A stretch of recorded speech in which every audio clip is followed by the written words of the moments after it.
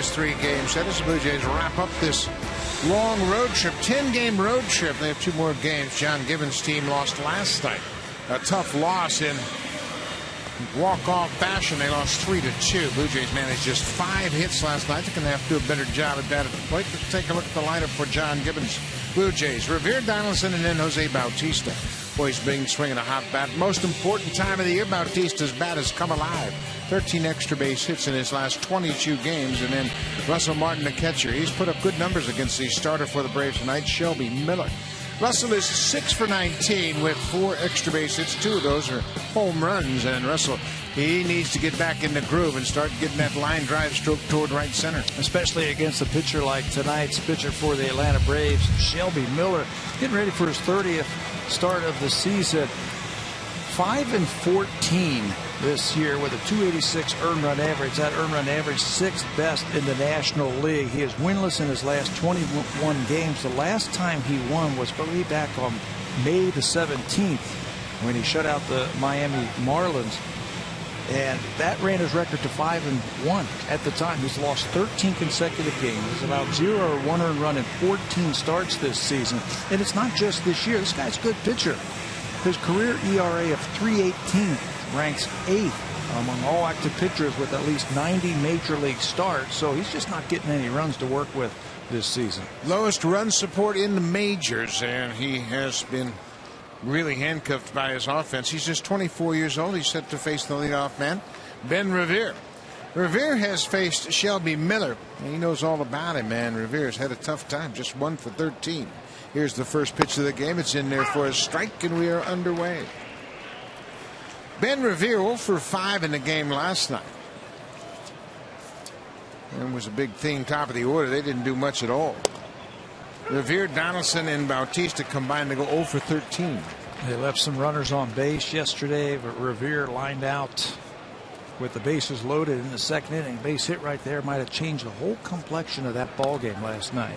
Not very often that you can shut down Donaldson and Bautista in the same game, but that's what happened last night. Edwin Encarnacion's back in the lineup, and that's a welcome sight for John Gibbons. You can bet. He is a tough out and a very good hitter. 1-2 to Ben Revere. Revere just doesn't swing and miss very often. He puts the bat on the ball, and he has been a welcome addition. Certainly has filled a role in the top of the order for the Blue Jays. He's getting on base. He's having good at bats, having long at bats. And you're right. He'll generally make a lot of contact. And the way he has been swinging, it's been like he's had a magic wand up there, just spraying the ball all over the place. Well, he learned from one of the best. Rod Carew was his mentor when he first started with the Minnesota Twins, and Carew always encouraged him, don't think about being a big guy.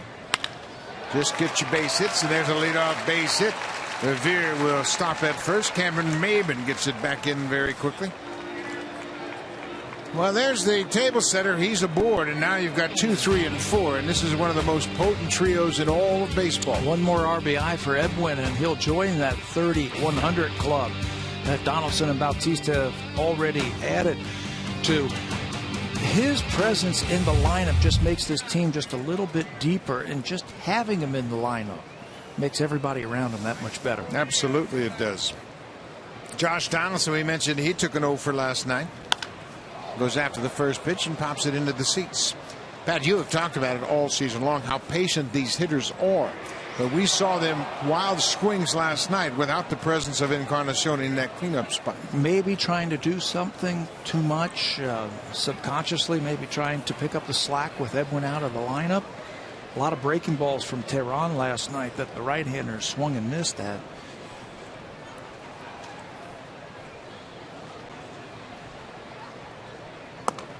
And there's a slider. You can bet they'll stick to that formula.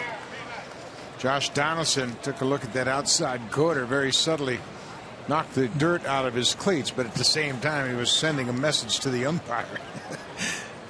That looked like a strike right on the corner. 0-2. It looked like a cut fastball up and away, and Shelby Miller has his first strikeout of the night. Take a look at the defense for Atlanta.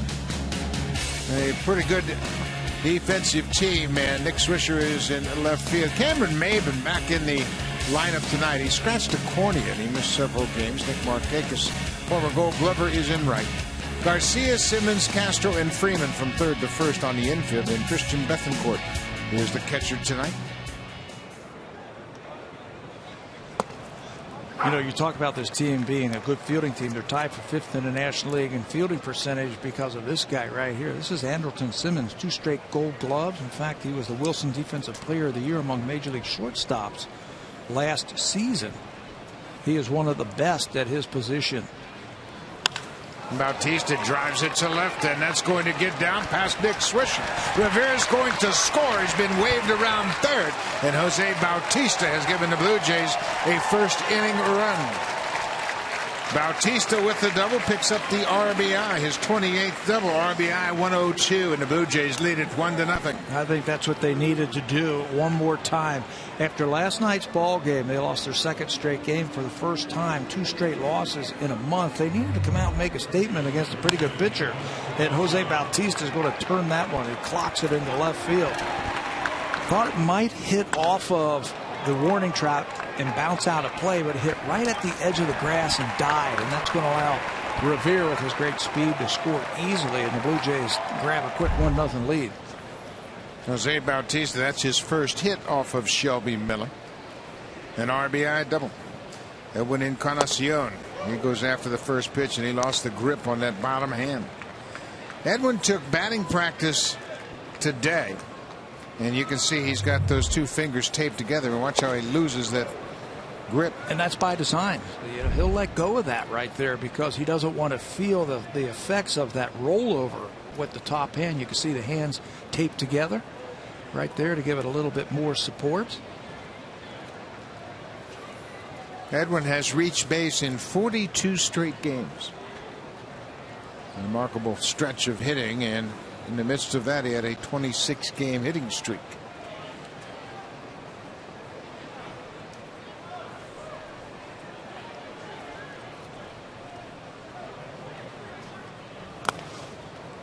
Ball bounced right on home plate.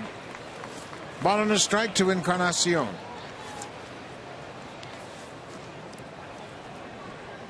Edwin left game 2 of that doubleheader on Saturday after taking an awkward swing in the 6th inning. Did not play on Sunday.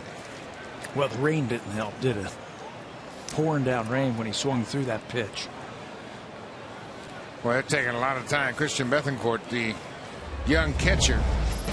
Here's the swing that we were just talking about. Look at the rain that he has to deal with. It swings right over the top of it. You can see that rollover when the hand at the bat came over, it really squished those fingers together, and he left that game, sat out on Sunday, the off day Monday, sat out yesterday, and took some batting practice today. He came in, you and I were around his locker today, and we asked him if he was playing. He goes, I don't know if I'm in the lineup or not.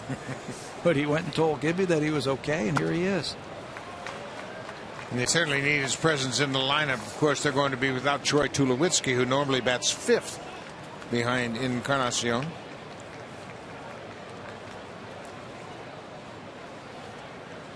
Two and one now to Edwin. Jose Bautista, an RBI double with 1 out. The Blue Jays lead at 1-0.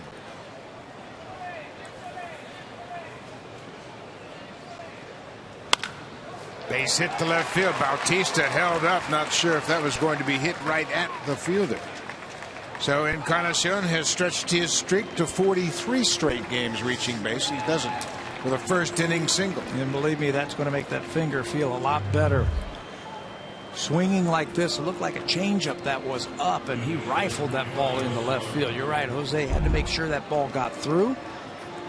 So he will be held at third base, and that's a good sign for the Blue Jays. Boy, it sure is, just having his bat back in the lineup. Now Russell Martin's got a chance to add to the lead. Russell went 0 for 3 in last night's game with a pair of strikeouts. And he also walked in his final plate appearance. Mentioned Martin's got good numbers against Shelby Miller. He's 6 for 19 with a pair of home runs.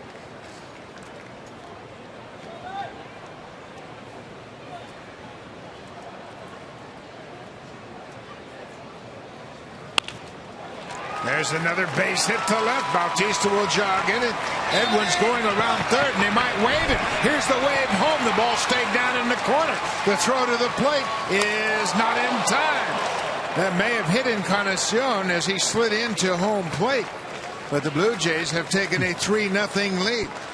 The ball arrived about the same time Encarnacion was in his slide. And it may have hit him as he was sliding across home plate. It certainly sounded like it hit him, and that's why you wear that helmet. It looks like he's going to be okay. That's Mike Crosstead out there right away with John Gibbons. Jose Bautista to walk him off of the field. He looked up like, what else could happen to me after he got to the plate? This ball went down into the corner. You can see how far Nick Swisher has to go to get it. Bautista jogs home, and here comes Edwin to throw from. Simmons is on target, but it hits him right in the back of the head. And when he gets up, he's like, what else?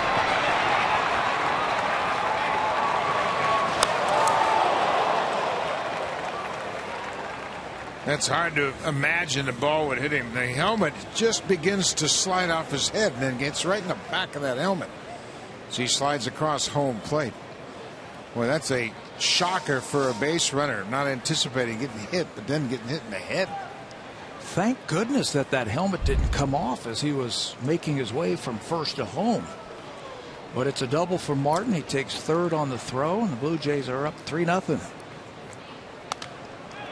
Ryan Goins with the infield in. Martin gets credited for 2 RBIs. He goes to third on the air by Simmons. He's charged with an error because the throw got away and allowed Martin to go from second to third. So for Simmons, that's just his 5th error of the season. And it was a terrific throw right on line, obviously. Right on line. The catcher just couldn't get out there and work his way around the player. Goins drives it to center. Martin's tagging up. He's going to come in to score. Boy, oh boy, this is just what the doctor ordered. The Blue Jays have scored 4 runs against Shelby Miller in the top half of the first. You know, Buck, you and I were talking to John Gibbons. We were sitting on the bench before the ball game, and we were saying, get some runs early. Take the pressure off of the team. They looked a little bit tight yesterday against Tehran. It was a tough loss, a walk-off loss against the Braves. And I think the best remedy would get some runs early, and they've done that. You can't get them much earlier than this. 4 runs in the first on 4 hits. And this is a guy, Shelby Miller, who's been tough on them in the past. But Kevin Pillar, he bats with 2 outs and nobody on.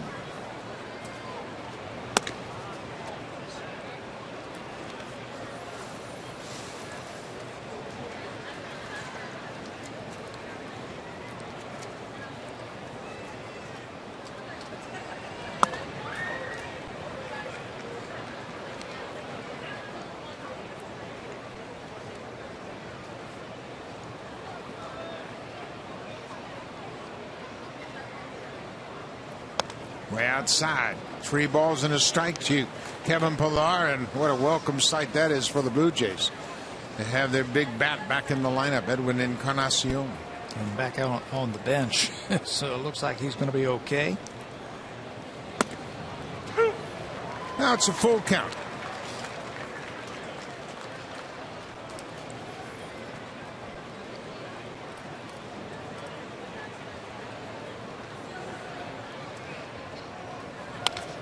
Fouled straight back.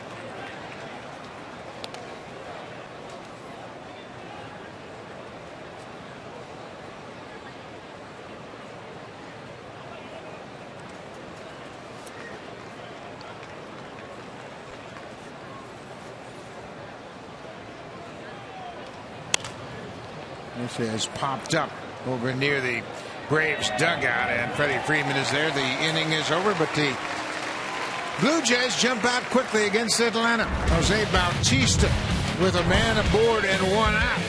Hits a ball to the alley in left center. It 1-hops the base of the fence. Bautista chases home Ben Revere. That starts a 4-run inning.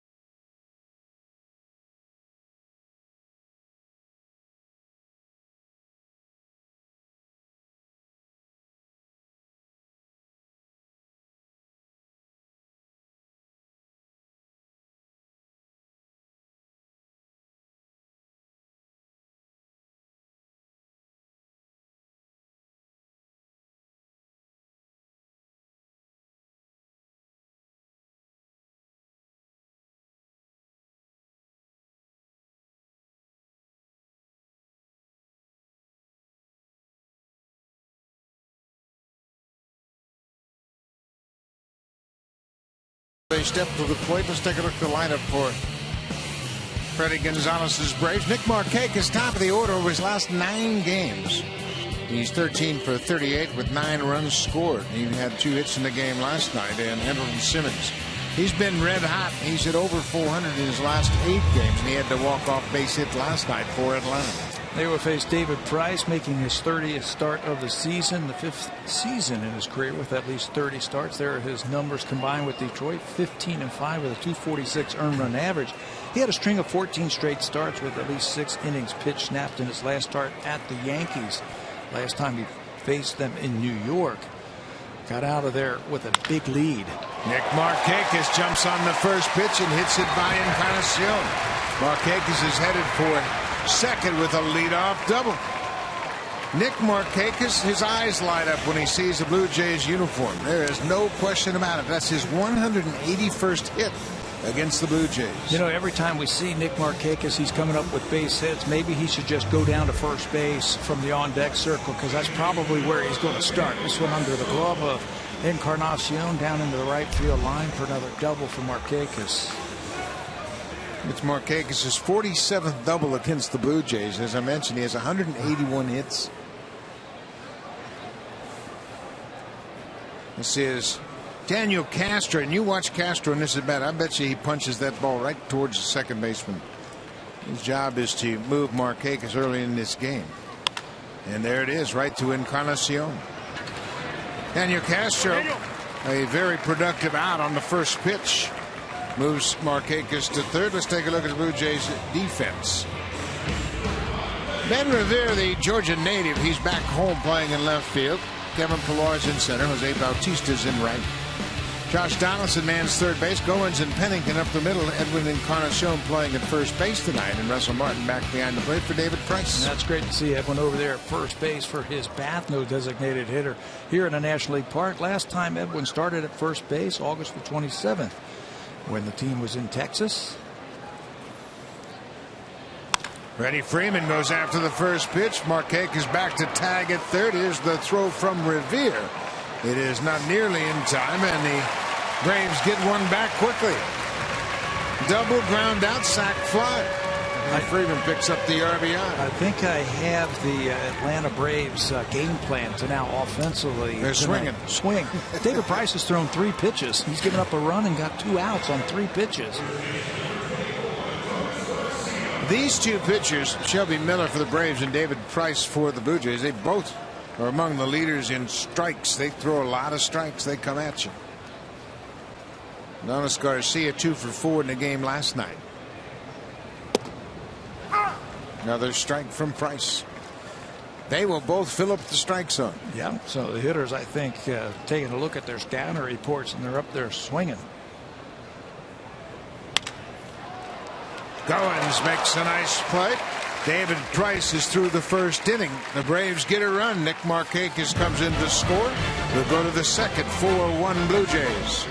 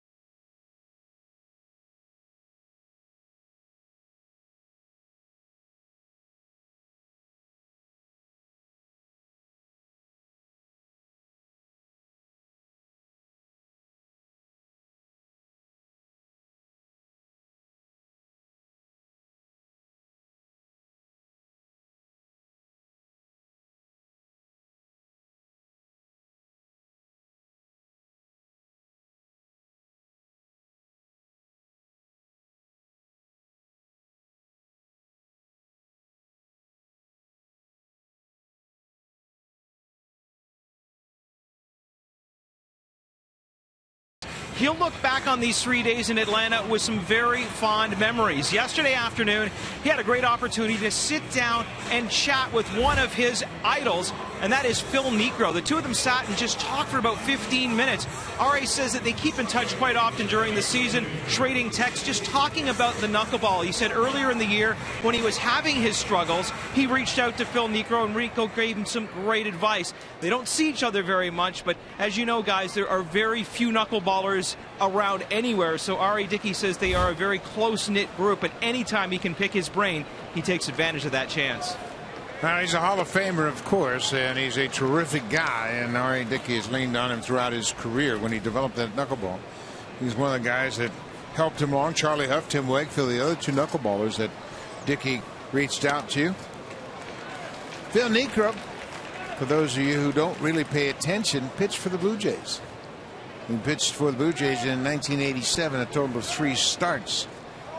He also had his 300th career win against the Blue Jays in 1985. While pitching for the Yankees.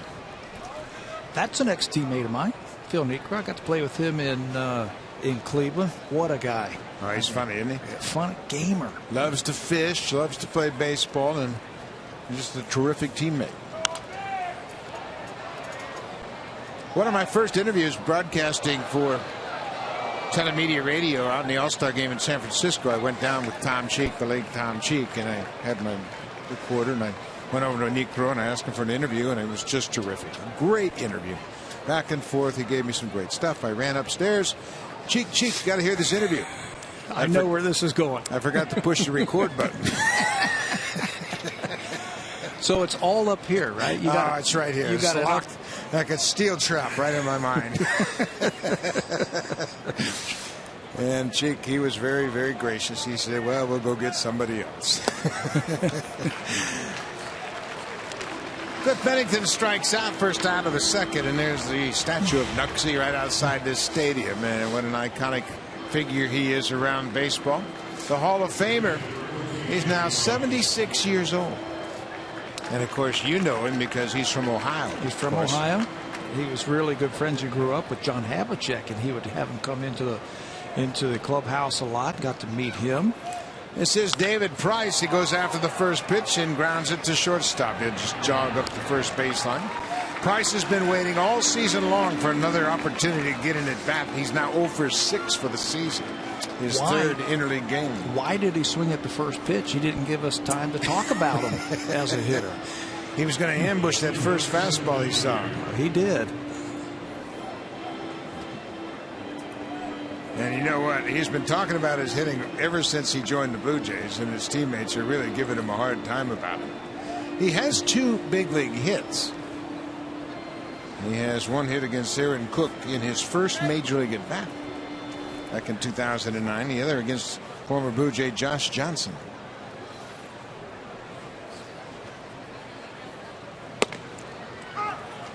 Well, he looks good when he takes his batting practice. High stance right there, and that ball beat him just a little bit. He almost took it out of the catcher's glove. Just a little bit tardy. But he looks like a hitter. Well, he's got all the equipment. He's got batting gloves. He's got a shin guard. He carries around his own bats all the time. You got to love his spirit. Love it. Ben Revere got everything going with a single to center. He scored on Bautista's double. Revere scored all the way from first. 4-1 Blue Jays.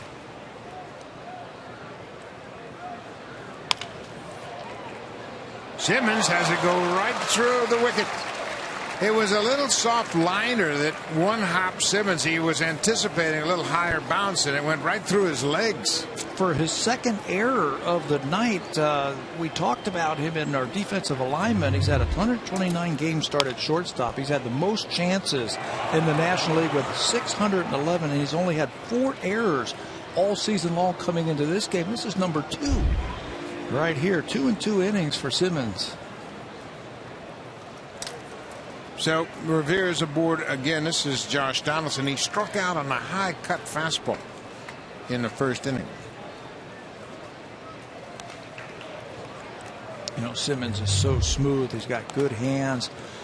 soft hands and a strong arm. He's down on it, and he's anticipating that ball coming up just a little bit more. It was more like a humpback liner, I think, from Revere, and it just didn't come up for Simmons. See if Blue Jays can cash in on the error, because you don't see many of them. That's the kind of season it has been for Shelby Miller. You got a Gold Glove shortstop who has committed 4 errors all season, and tonight he's made 2. It's just that kind of season for Shelby Miller. He has not won, as Pat mentioned, since May 17th, a span of 21 straight starts. 21 game, a winless streak, second longest by a Brave starter since they moved here in Atlanta in 1966. The run the Braves scored in the first inning was the first run they've scored for Shelby Miller in 4 starts. Took something off that pitch, and Donaldson's behind 1-2. Oh, he's had some good games, but just nothing to show for it. Since his last win, he's had 8 no decisions. He's had games where he's thrown 7 innings and gave up 1 earned run, no decision. Another 7-inning game, 1 earned run, 3 hits, no decision. Revere was running on the pitch. The throw to first is in time to retire Donaldson. The Blue Jays have a 4-1 lead as we head to the bottom of the second.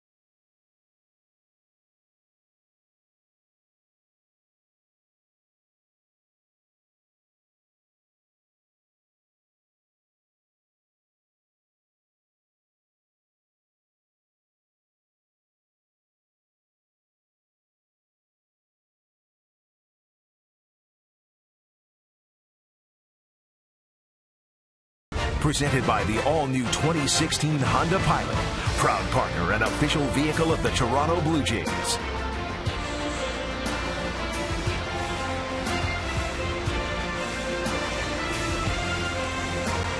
David Price has a 4-1 lead. This is the first time he's pitched against the Braves since 2012. For his career, this is just his 3rd start against Atlanta. He has a 1-1 record in those 2 previous starts. This is Nick Swisher, the switch-hitting left fielder. David Price finally threw a ball. He threw 5 pitches in the first inning, and all of them were strikes.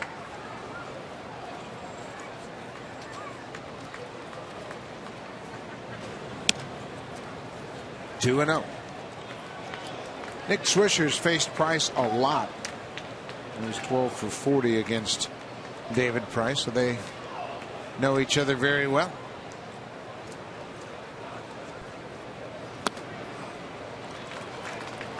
Three and 0. Russell Martin does the right thing, throws that baseball out of there. That didn't have any strikes in it. Pitched it out there. The numbers for David Price career Italy, 6-1 as a J. There's a strike. David Price is 2nd in the American League in innings pitched, 2nd in ERA at 246, 4th in strikeouts with 203. And there's a walk, a leadoff walk to Swisher here in the second. Well, David Price is making his 9th start as a Blue Jay, and boy, they picked up a gem when they picked up David Price. ERA leaders, only Dallas Keuchel has a better earned run average in the American League. Sonny Gray, Kazmir, and Archer on that list. He's also wins. It's also wins. He gets deep into the ballgame. Last time out was the first time less than 6 innings pitched, and that was for a reason, a calculated reason by the Blue Jays. They wanted to get him out there. He was struggling just a little bit with his command. Plus, Gibby said he wanted to save some of those bullets for his other starts. Ideally, David Price will be pitching in November. So you got to make sure you conserve as many pitches as possible. This is Cameron Maybin. He returns to the lineup as a starter. He came in last night as a pinch runner and had an at bat, but he scratched his cornea. And speaking from experience, that is a very painful injury. You scratch your cornea, and every time you blink your eyes, you can feel like somebody's taking sandpaper over your eyeball. Exactly, and then you're going to go out there and try and hit a David Price fastball? No way. Spent a couple of days off, did not play. He's had a good year for him.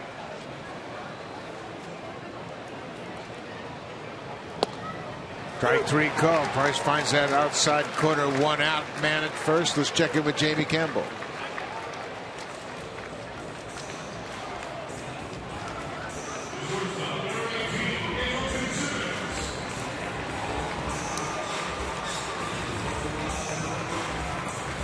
Greg Bird has been a very pleasant surprise for the Yankees. He had a deep home run to center field in last night's game. And Luis Severino has a lead. Chris Archer, the Yankees beat him up the last time they faced him in New York. He was 5-0 before that defeat.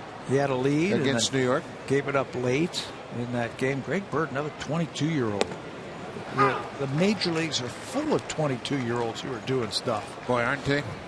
How about Bryce Harper?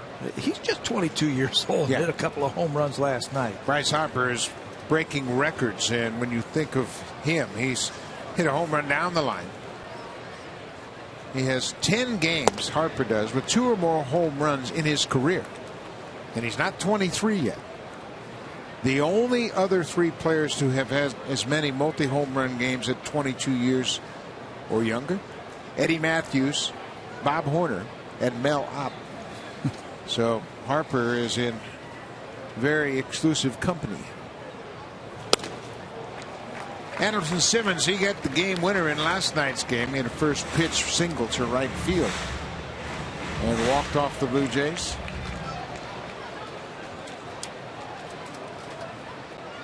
Over his last 8 games, hitting over 400. Simmons drove in 2 runs last night, had a ground out for an RBI earlier in the game. It looked like he swung at that pitch, but that's not the case, says Lance Barksdale down at first. Price has good fastball, and you can tell already that he has better command of it tonight than he did in his last start at the Yankees. Again, only 5 innings. He had 7 strikeouts, but it took him 96 pitches to get through 5 innings.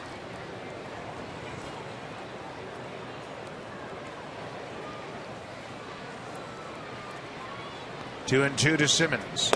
Strike 3 call. Price, he can work both sides of that plate, and he finds the inside corner this time to Simmons. He struck out Maybin on an outside strike. One that he thought might have been strike 3 on the outside corner. Now he's going to come back in and paints that inside corner. Strikeout number 2. And now you got to get Bethancourt, so the pitcher leads off. Christian Bethancourt from Panama, 24 years old. He spent parts of the last 3 seasons with the Braves. He goes after the first pitch and rips it down in the corner.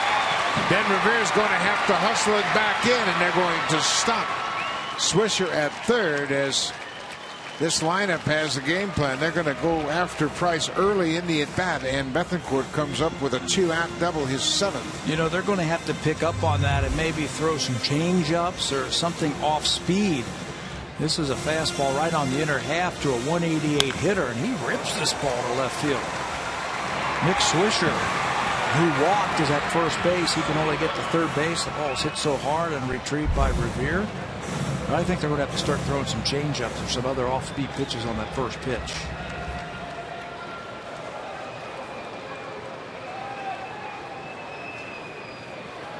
Two outs now for the pitcher. He goes after the first pitch, pops it up right side of the infield. Encarnacion calls for it, makes the catch. Price gets through it. The Braves leave a pair. Will go to the third. Jose Bautista has already delivered an RBI double tonight. Edwin Encarnacion back in the lineup. He has a hit. Russell Martin has driven in 2 already. Middle of the order for the Jays.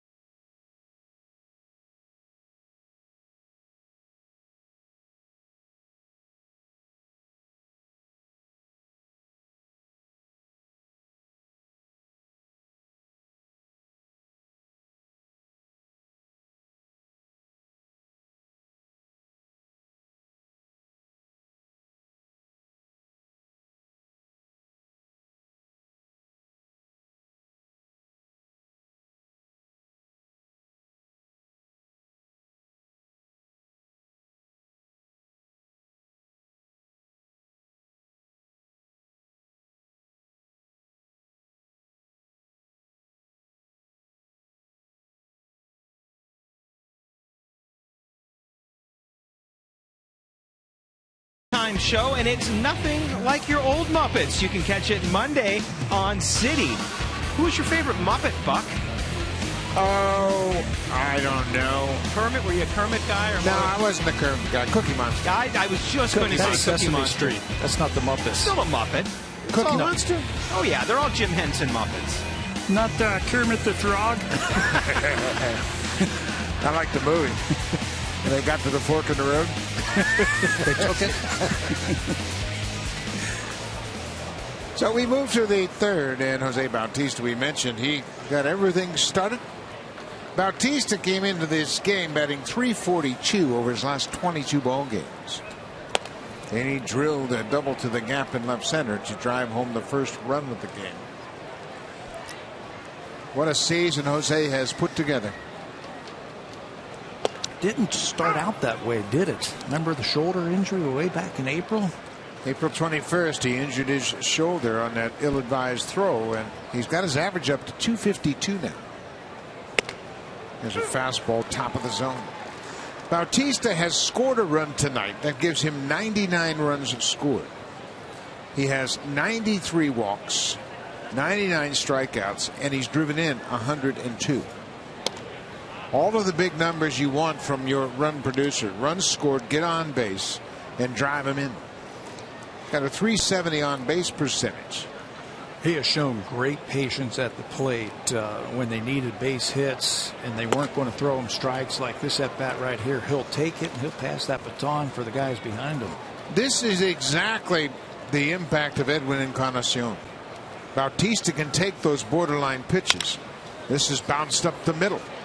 Castro from the shortstop side makes a nice play and gets a good assist at first.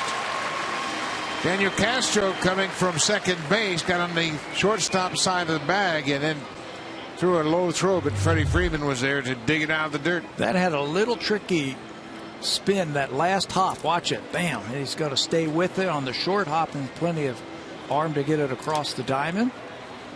Tricky little hop at the end, and Castro, who is going to play a lot, they said. They want to see what they've got in this kid right here, and he is saved on the other end by Freeman. Good play.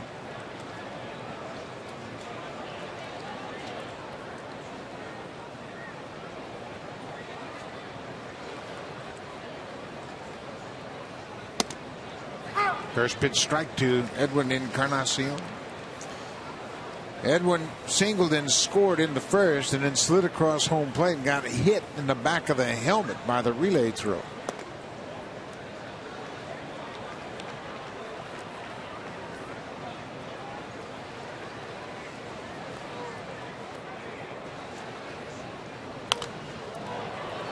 He had a good cut at that breaking ball. Edwin's a very good hitter, and he's a very smart hitter. He'll look for pitches and set pitchers up. Yeah, he's not just a slugger and a guy that drives in runs. He is a very intelligent hitter. That time it looked like he was going to try and hit that ball to right field. Ground ball up the middle again. Get through for a base hit. Encarnacion back in the lineup is already 2 for 2. You know, they play a very interesting defense for Donaldson, Bautista, and Encarnacion. The shortstop almost in the hole, so there's a gigantic hole right through the middle. Simmons pulled way over. Watch where he is. So look at between Simmons and the second baseman. If you can just hit a ground ball, a 3, 4, 5 hopper up the middle, you're going to have yourself a base hit. Yeah, I think the Blue Jays hitters are so talented. When they get to 2 strikes, they can massage the baseball all over the diamond. Russell Martin had a big hit his first time up, a 2-run double. Goes after the first pitch, and that's going to be out of play.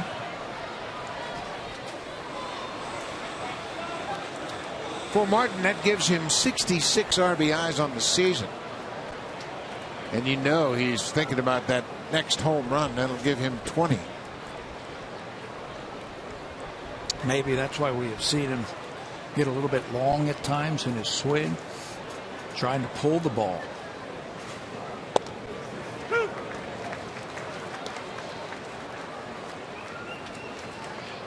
Russell's career high in homers came in 2012 in New York with the Yankees. He had 21 home runs. That season with New York, he had 53 RBIs. He surpassed that number. Last year in Pittsburgh with the Pirates, he drove in 67 runs, so he's an RBI away from that mark.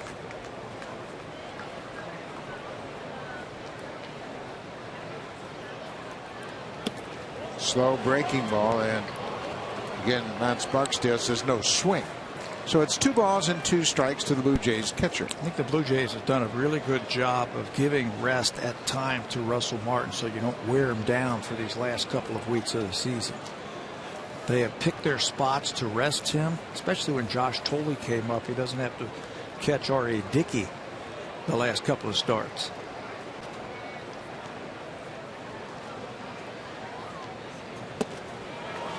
Looks like that sinker was down and in, and Martin strikes out.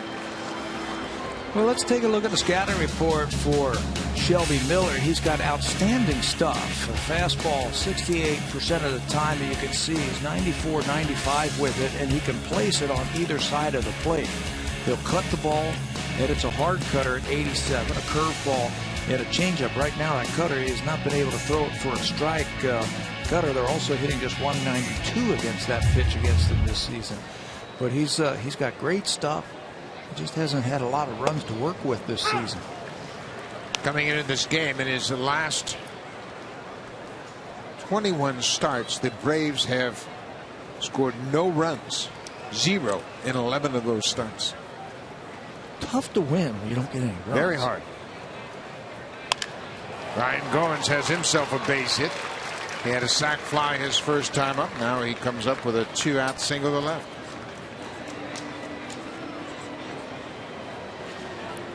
We mentioned that Shelby Miller has a very good ERA coming into this game, but he is not won since May 17th because of the run support. 2.37 runs per start for Shelby Miller. And it's just tough to win, like you say. Go out there and pitch your heart out, but if they don't score any runs, you're not going to win any games. Yeah, all you can do is go out there and just do the best you can. He's had a great earned run average. He's pitched some great games, but the offense has dried up whenever he takes the mound. Kevin Pillar goes after the first pitch and pops it into shallow center. Castro gets out. makes the catch. The inning is over. The Blue Jays get a pair of hits, but Strandchi will go to the bottom of the third. Jays up 4-1.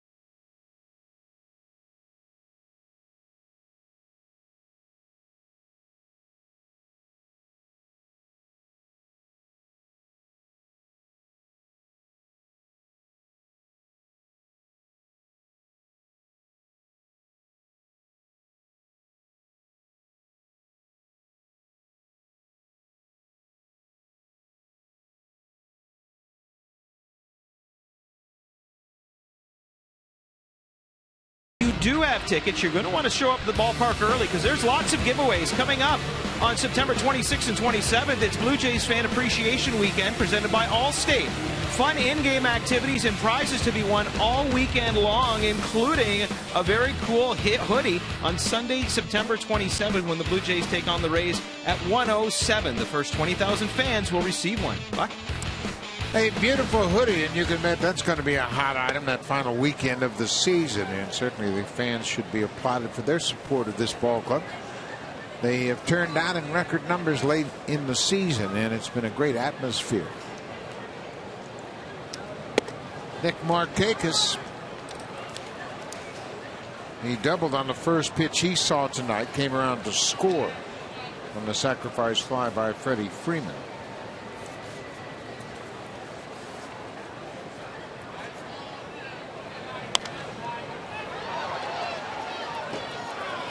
Markakis in his first season here in Atlanta. He was a free agent after playing in Baltimore. He was the #1 pick of the Orioles in 2003. Spent all of his major league time with the Orioles. That ball is going to split the defenders, and what a play by Goins. He got him. Oh my! That's a play where you just say, okay, there's an infield hit, but Goins never gave up on it and threw it right on the money. The Braves are going to take a look at it in their video room. I mean, it was bang, bang, but what an accurate throw on the run for Goins. You know, as soon as he hit the ball, it was like, okay, there goes Markakis again, getting another base hit against the Blue Jays. Donaldson can't get to it. Okay, Goins got it, but it's the throw that made this thing. It's accurate, it's on target, and he's got a lot on it. What a play by Ryan Goins. And you know who really appreciated that? Because he was out at first base, David Price. Instead of a runner on base and nobody out, Ryan Goins with a spectacular play in the stretch by Encarnacion to get that lead runner. There you go. Price couldn't believe it. The defense has been terrific, and it doesn't make any difference where Goins plays, second or short. He'll put a star in the book every single night. Another red star for Ryan Goins. Well, that is such a big play to start an inning. It looked like an infield hit. Yeah. You go, now they're going to get something going here. But now you got Castro at the plate with one out, nobody on. You almost concede the base hit. You say, well, there's only a few shortstops who can make that play. The third baseman's not going to get it. The shortstop doesn't really have a chance, but Goins stayed with it and made the great play. And now Price, instead of, again, a runner on first base, and the Braves then can hit and run, they can bunt, they can do all kind of things. You can stay out of the windup and try and get the hitter now. This is Daniel Castro. Hit a ground out to the first baseman in the first inning. That moved Markakis from second to third and set up the sacrifice fly. Today is Mexican Independence Day, and Castro is from Mexico. They celebrate their Independence Day September 16th.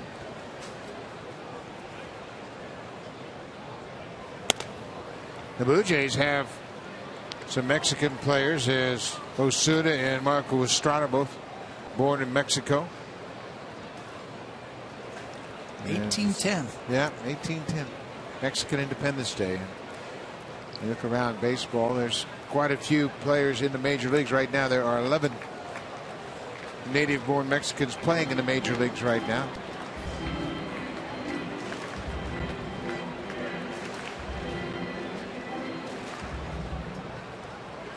Castro is from Guaymas, Mexico, in the state of Sonora.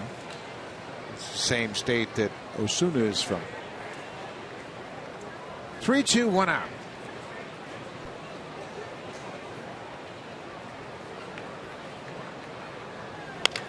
Ground ball, Donaldson to his left. Ball kicks up on him. He stays with it and makes a nice play.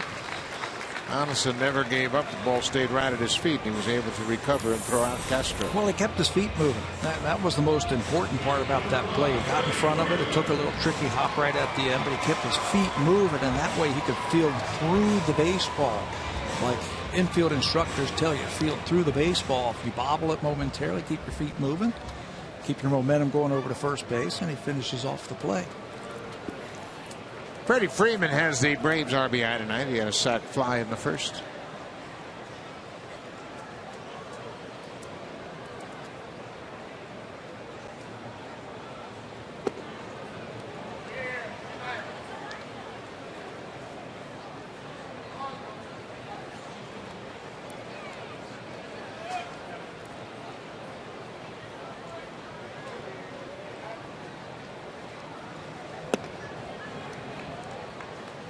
Two and 0 now.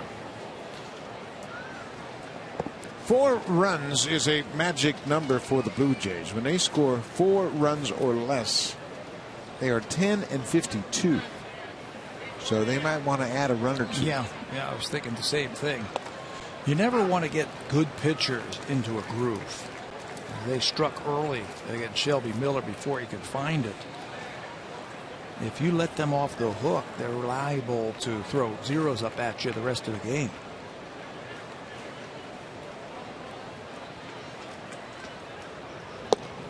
John Gibbons and I were sitting on the bench prior to this game, and he was talking about the record with the Blue Jays scoring 4 runs or less. He goes, you know, if you do get into the playoffs, that's a tough time to score a lot of runs. He said, you know, 10-52. That's like starting out 0-42. Think about that. Raymond hooks that one well foul. But yeah, that's pretty tough. You got to manufacture runs, and Blue Jays just haven't fared well in 1-run games or in games in which they score 4 runs or less. 1-run games have been really tough on the Blue Jays, and you know, you're not going to hit home runs every single night. You're going to run into pitchers who can shut you down, so you're going to need some good team speed and fundamental baseball. 2-2 to Freddie Freeman. Breaking ball gets him. David Price retires the side in order in the third. We'll go to the fourth. The Blue Jays have an early lead.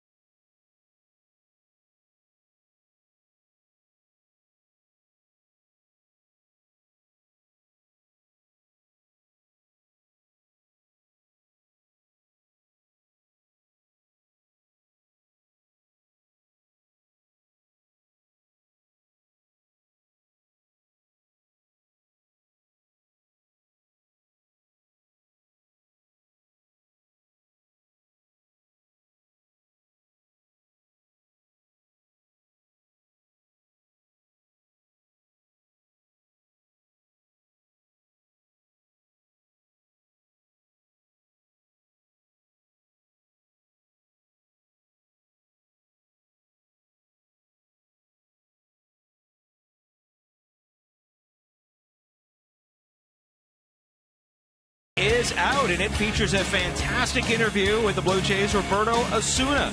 Get the next 10 editions of Sportsnet magazine for only $10. It's a special limited time offer. Visit sportsnet.ca/10 for 10 to order now. Buck?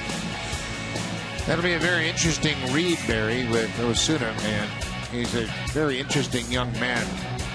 Well, mature beyond his years, that's for sure, and he has had a terrific rookie season. We move to the fourth. For the Blue Jays, it'll be Cliff Pennington leading things off. David Price will follow, and then back to the top of the order. Pennington struck out his first time.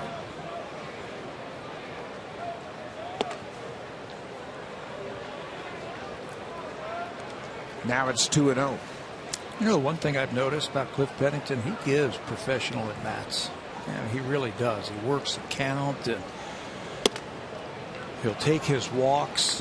We were talking when the team was in New York. They had a big inning against the Yankees in Game 2. I thought his walk really set things up. And here he takes another walk. Big walk to start it. Man at first, nobody out. Let's check it with Jamie Campbell.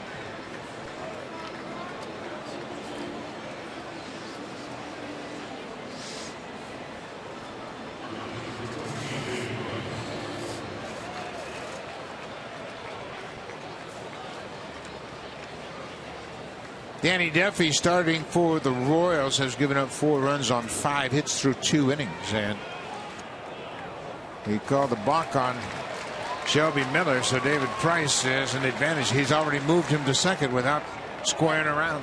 You know, it was Cliff Pennington who picked up the balk, I think, before anybody else. He noticed something from Shelby Miller when he was looking in for the sign, and he was called. He started, and then he stopped, according to Lance Barksdale. He's going to hear it from the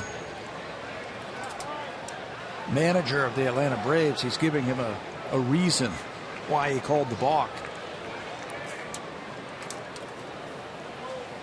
So David Price now. The Braves expect him to bunt with Pennington at second and nobody out.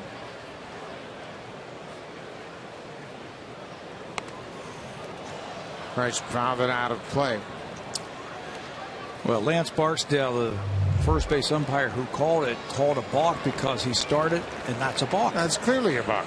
Not even a question. He started into a set position and engaged the rubber. Put his hands together and then broke his hands apart again. That's a balk. That's an easy call. Price is swinging away and takes his strike. Watch Cliff Pennington, who picks up before anybody. Hey, guys, that's a balk, isn't it? Look, come on. Somebody had to see that. And Barksdale told him going down to second base. There's another example of what you said about Pennington and his professionalism. Price pulls it on the ground. He does his job. He moves Pennington from second to third. He made contact. He put the ball in play, and that's a productive at bat for David Price. How about David Price knowing the game of baseball? You got a runner at second base, even with 2 strikes. Cut down your swing, hook that ball, get that barrel of the bat out in front. You don't have to hit the ball that hard, just get it to the right side. Price is shaking his hand as he got a handful of bees and a nice smile from his teammates. I tell you what, I've been around a lot of ball players. I don't know that I've been around anybody that enjoys baseball as much as David Price. He enjoys it when he's pitching, and he enjoys it when he's watching, and he just had a good at bat. Look at that smile. I did my job. Now the infield is in for Ben Revere. Runner at second base. It looked like a breaking ball from Miller. Watch David just hook that ball out there. He's got to pull that ball. He knows it. And Marcus is loving it. That's how you help yourself.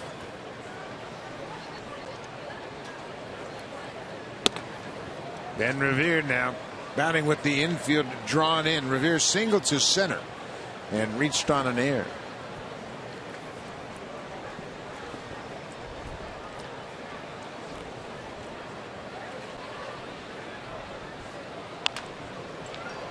It's going to reach the seats. Boy, that 4-run inning seemed to take this wind out of the Braves' sail. Even though they scored a run in the bottom of the first, it just seems as though all of a sudden they're realizing David Price has got a 3-run lead. Yeah, and the Blue Jays, you have to keep adding on runs. You just kind of just put one here, you put one there, just keep adding on runs, and pretty soon the team says, you know what, we're not going to win tonight.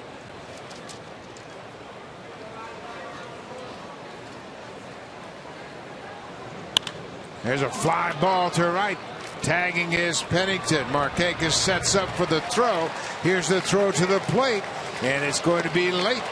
Pennington swipes home plate, and Revere picks up the RBI with a sac fly, and the Blue Jays have their 5th run. It's 5-1 Jays. You know, as a hitter, when you're in that situation, you're looking for a ball that's ups, because that's the ball that you can get in the air a little bit easier, and Revere does a great job waiting for his pitch, waiting for something up in the strike zone that he can get into the outfield for the sacrifice fly. And the Blue Jays do it again. That's their 2nd sacrifice fly tonight. Small ball, if you will. Well, that's what we were talking about, adding to that 4-run lead. And David Price gets an assist for his ground ball. He pulled the ball to the right side, moved Pennington from 2nd to 3rd to put Ben Revere in position for that sac fly. Well, it's all about taking advantage of the other team's mistakes. And the mistake this inning was the balk by Shelby Miller. That, after the leadoff walk, balks him into scoring position. It's first ball out of the infield, and the Blue Jays have a run.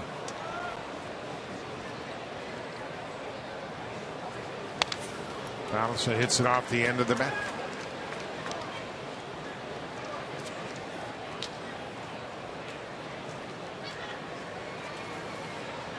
Blue Jays, 2 more sac flies tonight. They have 58 sacrifice flies for the season.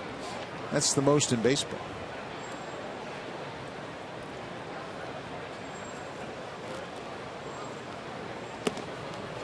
It doesn't sound like much, but like you say, when you're in against a tough pitcher, you're not going to always hit home runs or line drives. You have to take what they'll give you, and that sac fly was almost routine for Revere.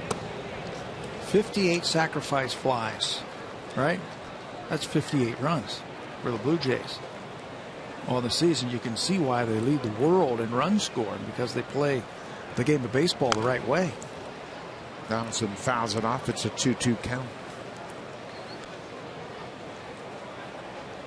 The Blue Jays have not lost 3 in a row since July, 2nd week in July. They lost 2 games in Chicago on that road trip, and then lost the first game in Kansas City to Danny Duffy. Last time they lost 2 in a row like they have right now was the middle of August.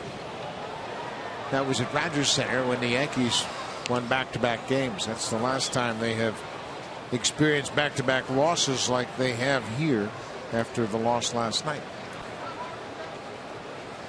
That's a good feeling when you know you're not going to have any extended losing streaks, and because of guys like David Price. Yeah, that's why right there, when you've got that true ace, a guy who can win you games like that. Donaldson hooks this one down the line. That's a fair ball up against the wall, and Donaldson's headed for 2nd. Josh Donaldson with the 3rd Blue Jays double of the night.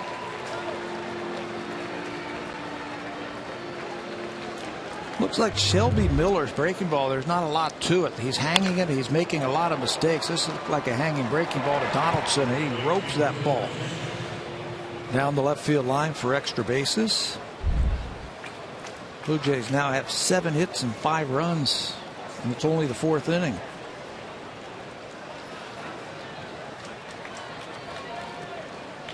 Jose Bautista drove in the first run of the game with a double in the first. We mentioned the sacrifice flies. Blue Jays now have 58. Their franchise high is 65. They did that in 91. And they also had 62 sac flies in 1990. So you would think that that franchise record is in reach.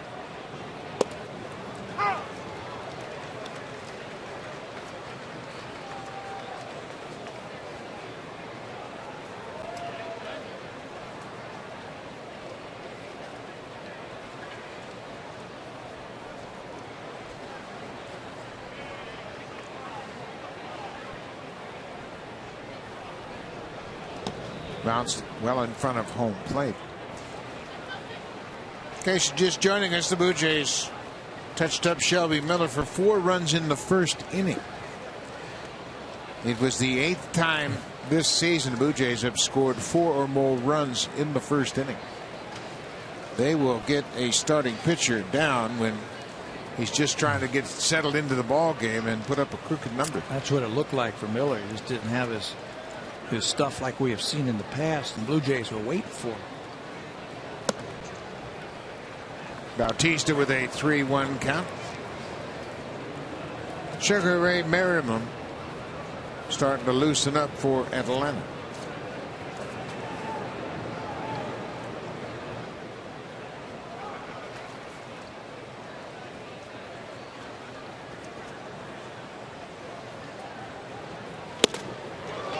Bautista got a high fastball. Looked like he was looking for it. You know what the Blue Jays have done again tonight? They have forced Shelby Miller into 81 pitches with 2 outs in the 4th. That's why Merriman's up. They have that ability, don't they? Work that guy over. Another walk for Bautista. So Jose walks, and that'll bring Encarnacion to the plate, and that's going to be it. Shelby Miller is going to leave the ball game here with 2 outs in the 4th. And this isn't a situation where his spot in the batting order is coming up. He has just lost it. 2 walks in the inning. He committed a balk, and he's going to turn things over to the bullpen. Blue Jays have a 5-1 lead. They've knocked Shelby Miller out of the game.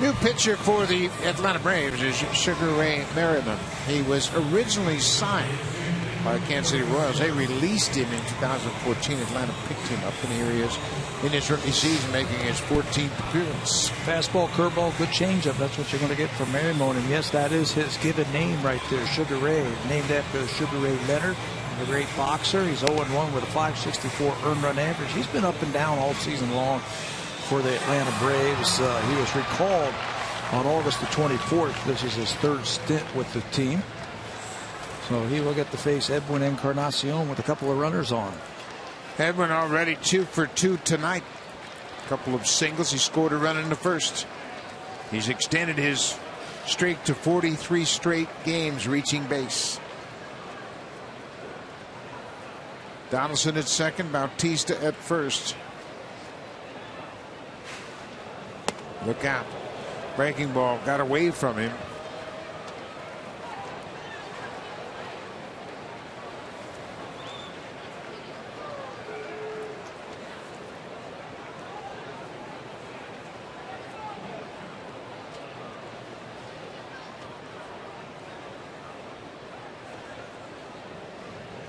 Now the breaking ball inside.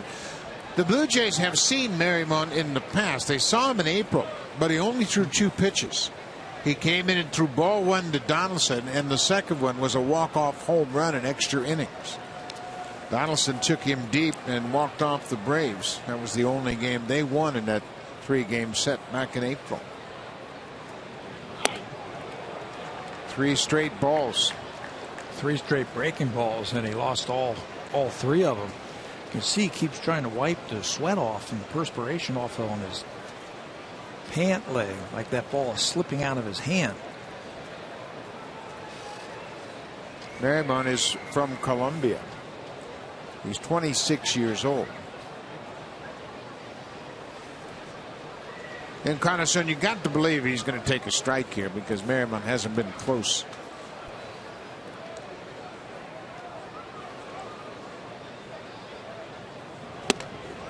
And there's a 4-pitch walk. He walks the first man that he faces and loads the bases. So Russell Martin has already had a good night. He drove in a pair in the first inning. He'll step up with the bases loaded and 2 outs. Boy, right after a guy throws 4 straight pitches that really work close, this is where you got it. What you see, you call it keyhole. You look for 1 pitch in 1 spot, and if it's there, have confidence to swing that bat. Inside strike.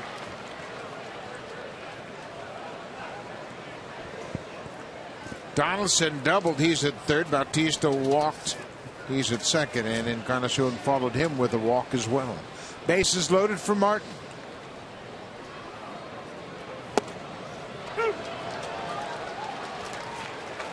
What's Russell thinking right now? Oh, okay, you just threw 4 straight balls to Encarnacion, your first batter, and I get up here and you paint me twice. Now he's got to work.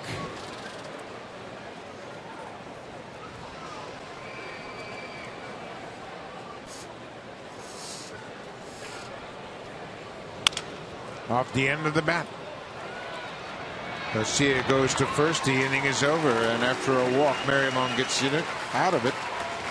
Blue Jays leave the bases loaded, but they add a run. They now have a 5-1 lead as Atlanta is set to bat against Price.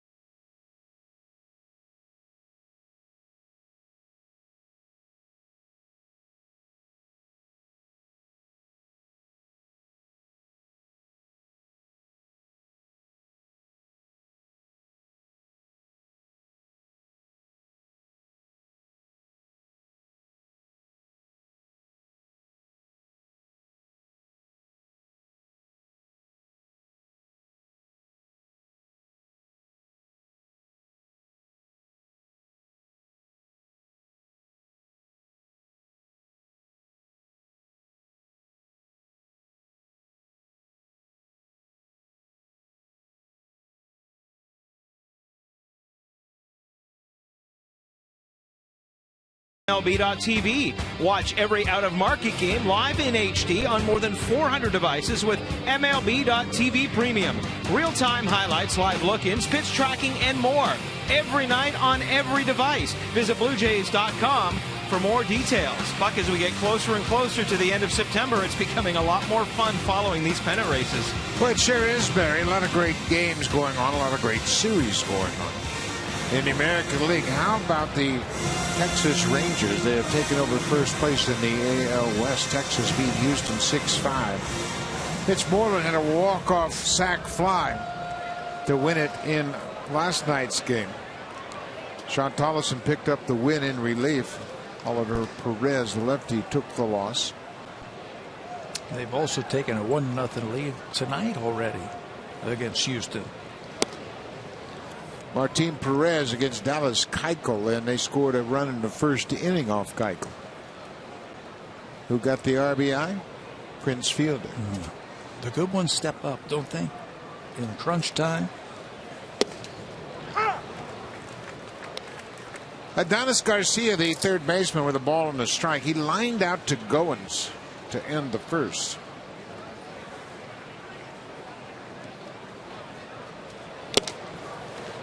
Tell you what, I like his swing. He's got a nice swing. He's really short to the ball. He's got a little pop. He's got 8 home runs. It's quick. It's a quick bat that he can get through there, and that's where you generate some backspin. He's got those 8 home runs in 155 at bats. 30 years old. He's from Cuba. The Yankees signed him originally as a non-drafted free agent.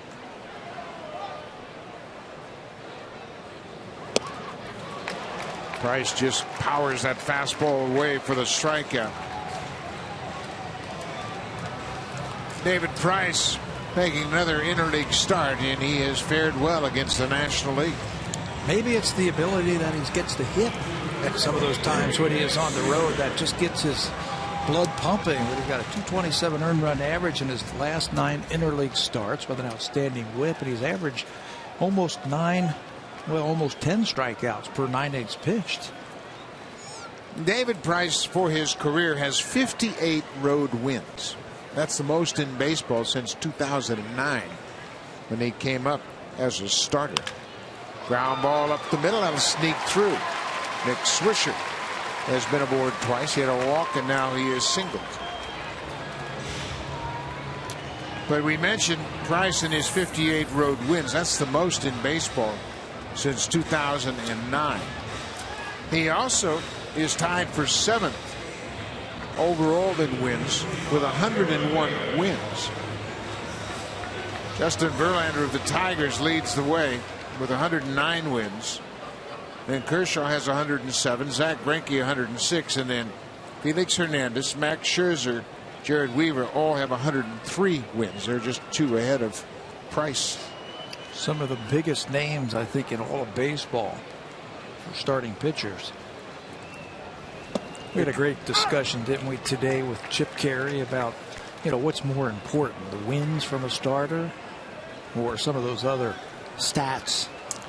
Well, Chip Carey's been around the game for a long time. His father is the late Skip Caray, who was the Braves announcer forever, and of course his grandfather was the great Harry Caray.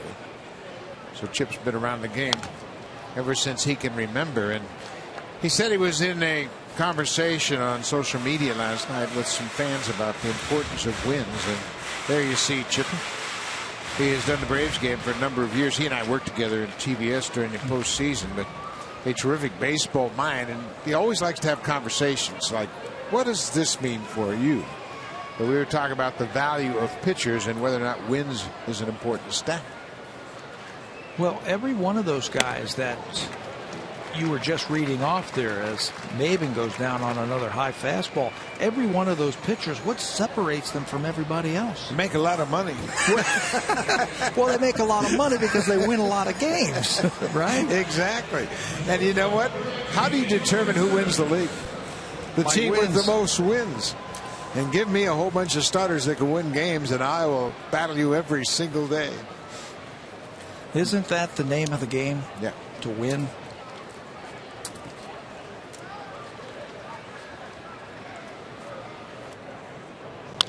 On the ground. Goins will flip to Pennington. That'll end the inning. The Braves leave a base runner. We'll head to the 5th. It's 5-1 Blue Jays, and now it's time for a Blue Jays Central update. Here's Jamie Campbell and Kevin Barker.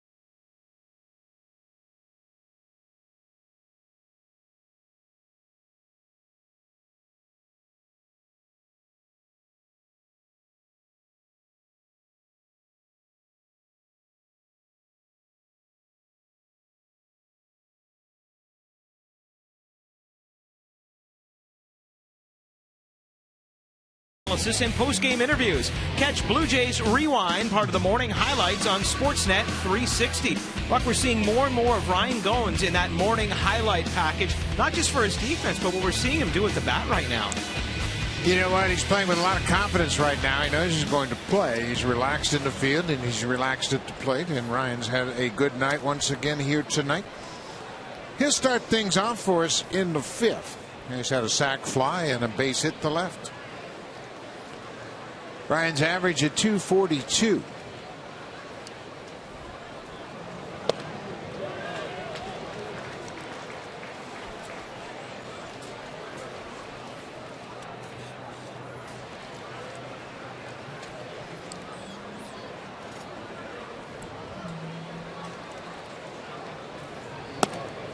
Merriman can't get that breaking ball where he wants it.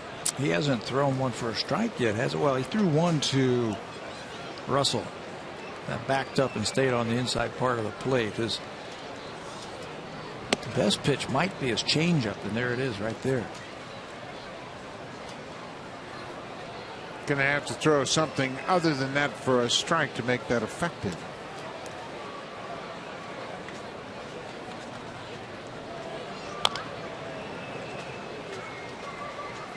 Two balls and two strikes to Goins leading off the fifth. Blue Jays are 4-4 on this road trip.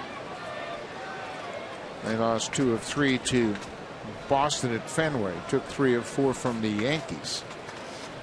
The Yankees are in Tampa Bay. They have split the first 2 games. The Yankees will have off tomorrow. It'll be their final off day of the season. They'll pick things up again on Friday night. They'll go into Citi Field to take on the Mets for a 3-game series. And it's really interesting how the Mets have become the favorite team of New York this season. Got those young pitchers, and Cespedes has come over and certainly energized the offense. Steve Matz, Noah Syndergaard, and Matt Harvey, I believe, is going to pitch on Sunday against the Yankees. He's going to start. Everything I'm reading, he's going to have, quote, half starts. Yeah. I don't know what a half start is, but it sounds a little bit like what the Blue Jays have done in the minor league system with some of their young pitchers. Piggyback starters. Piggyback starts. Yeah. Well, they're trying to conserve his innings. He's coming off Tommy John surgery, and all the discussion between his agent Scott Boras and the media is about a soft count at 180 innings, and Goins has another good at bat. That is 4 walks the Blue Jays have been issued here tonight. Let's check in with Jamie Campbell.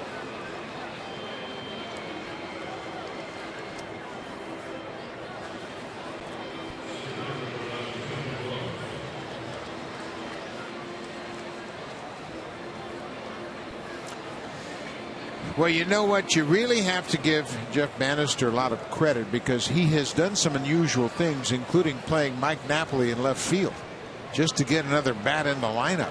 Against lefties? Napoli's responded. That is all against Dallas Keuchel, isn't it? 6 runs on 6 hits against Keuchel in the first. That if the season started to or stopped today, he would probably win the Cy Young, don't you think? I would vote for him as the Cy Young winner. He's had a great season. Not going so well tonight.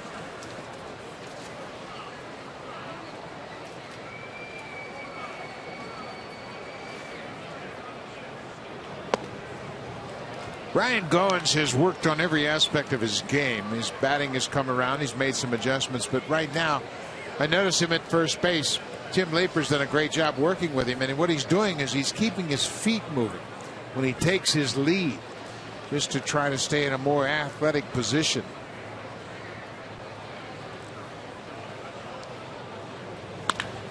Villar hits it to left, and Swisher got a late break. It's over his head.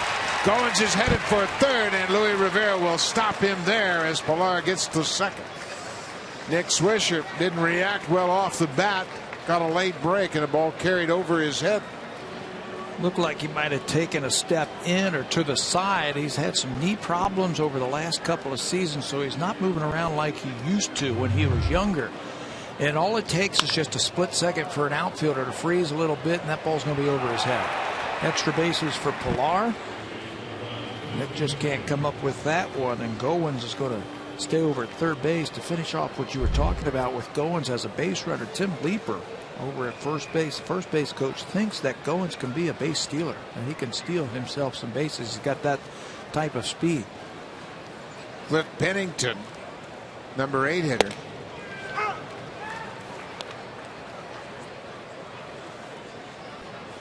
Pennington walked and scored in the 4th.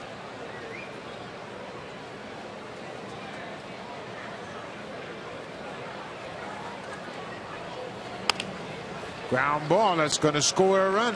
Goins comes in. Pennington does his job. He cashes in the runner from third. That's his 6th RBI since coming to the Blue Jays. Another professional at bat for Pennington. Infield back, runners at second and third. Pull the ball to the right side. It's called get him over and get him in. He got that runner in from third. He got the runner over from second to third base. And now David Price has a chance to pick up an RBI. He'll be batting with the infield drawn in.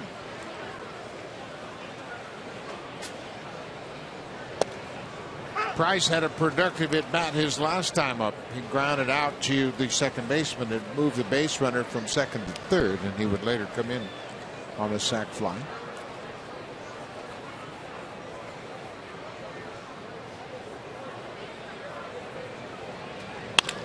Ground ball, gloved by the third baseman, and he throws out Price. Price hit it hard, but Garcia made a nice play on one hop. And he looked Pilar back at third, and it looked like Price got another handful of bees. They might have hit that off the end of the bat. And Ben Revere, you can tell he's played in the National League before. He's just going to take his time to get his starting pitcher back to the bench and sit down and take a little bit of a blow and get some feeling back in that left hand. Now, that's a little subtlety you don't see in the American League without the pitcher batting, but Ben Revere never moved off the on-deck circle until Price passed him, to give David a little more time with 2 outs to get back on the bench, catch his breath, regroup a little bit.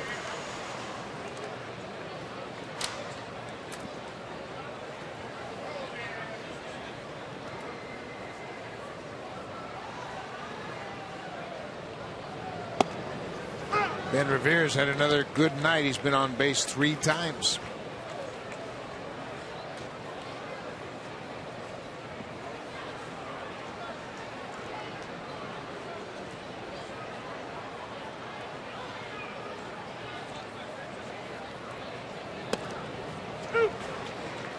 Oh, and 2.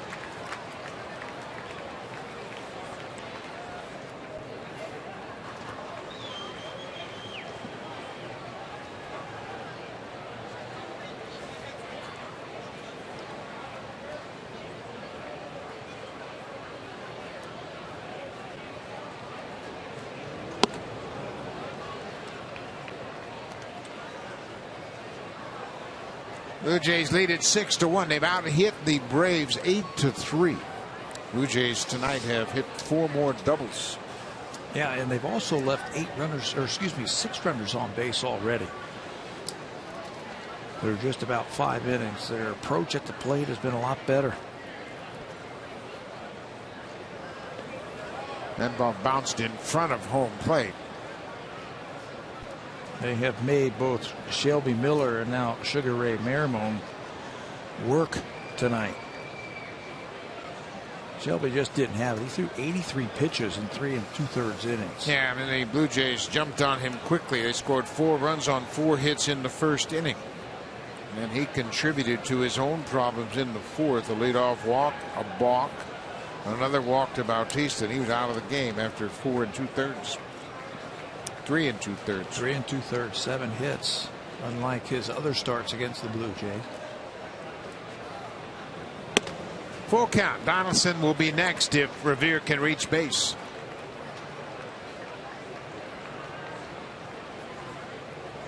Josh doubled his last time up.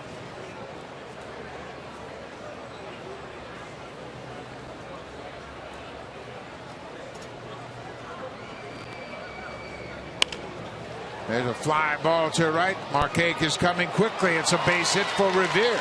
Pilar's in to score. Revere's headed for second. Another double for the Blue Jays. Pilar comes in to score the 7th run. It's the 5th inning, and Ben Revere's had 4 at-bats tonight. That's how it has gone against the Braves and how it has gone for the Blue Jays tonight. This is his 4th successful at-bat as he just drops that ball in front of Markakis. It will also cash the runner Pilar. And once that ball gets by Markakis, it's extra bases. 7-1 Blue Jays. 5 doubles for the Blue Jays now. They have 274 doubles for the season. And to me, a double is a great hit because the pitcher is constantly turning at second base and looking at that runner in scoring position. Yeah, how many times have you seen pitchers give up the gopher ball, the home run, and it's almost like a rally killer? He can start out of the windup and start fresh. Popped up middle of the infield. Freddie Freeman, the first baseman, comes in.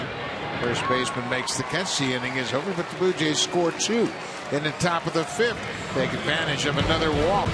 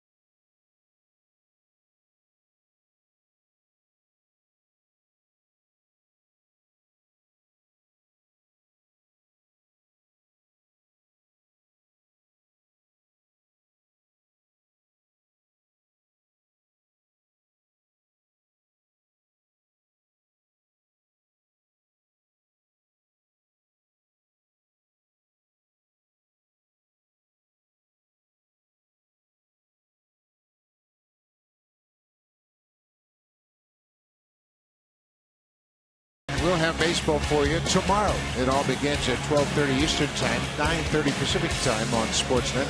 The Cubs and Pirates will bang heads again as they really try to sort things out in that National League Central Division. At the start of play tonight, St. Louis has a 3-game lead over the Pirates, and the Cubs trail by 7. They're 4 back of the Pittsburgh Pirates in the wild card race. So it's very interesting. The Pirates and the Cubs tomorrow before our game in the evening.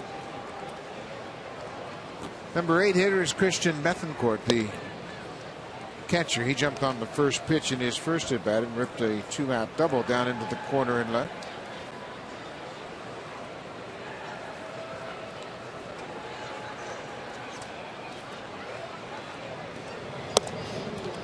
Two and 0.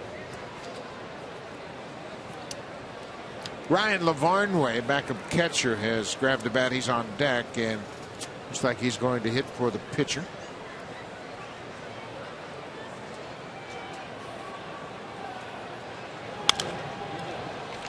Now it's 2-1.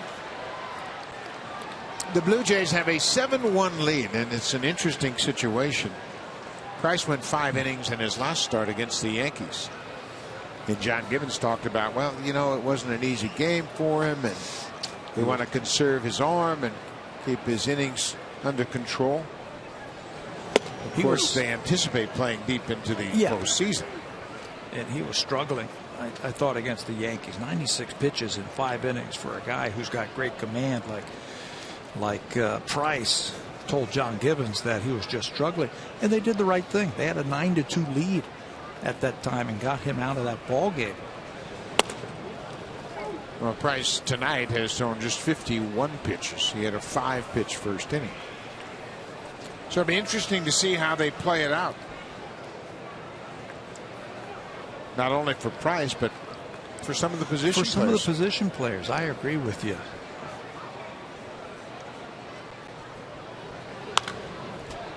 You know, you hate to assume anything, and you certainly don't want to assume that you're going to win a game in the 5th inning.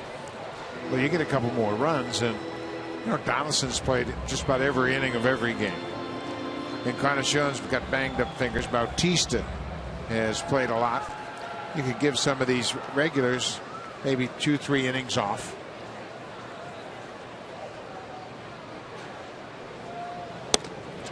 There's a leadoff walk. So Price walks the number 8 hitter, and that'll bring up the pitcher's spot. And you can see the pitchers are trying to stay loose down there, and they sense there's going to be somebody working in this game tonight. Yeah, especially if the offense keeps scoring runs. Make things easy. You've got that lead. Go ahead and attack these guys and make them put the ball in play. This is Lavarnway, the backup catcher. He is 0 for 5 as a pinch hitter with Atlanta this season. Lavarnway spent some time with the Baltimore Orioles, signed originally by the Boston Red Sox. Lavarnway is now 28 years old. He's from California, but played college ball at Yale.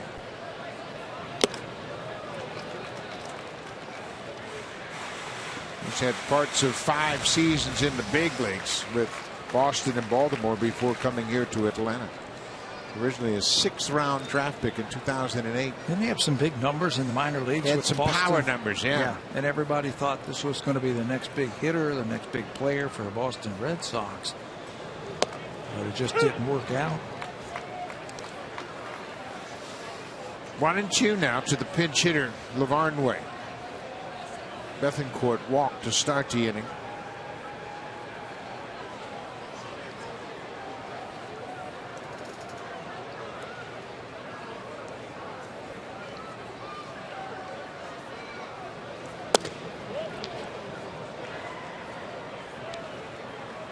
This is a perfect night to pitch. It's cool. It's cooled off dramatically at the start of this game.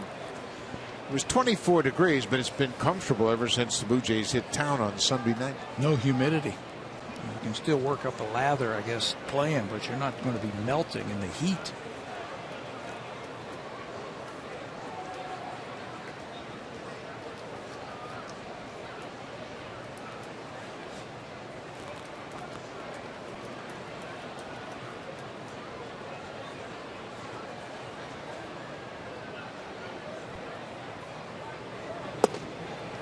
Now it's 3-2. Price walked the leadoff man here in the 5th. He's walked 2 so far. Price has 5 strikeouts.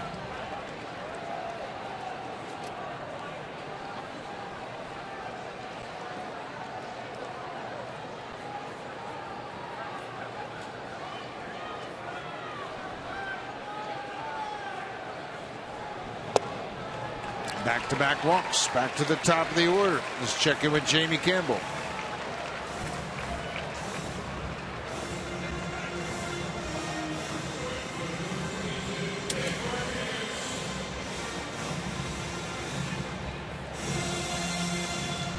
Chris Archer has allowed 1 run on 3 hits. Luis Severino, the rookie starter for New York, no runs on 4 hits. They both have recorded 6 strikeouts to this point in that ball game.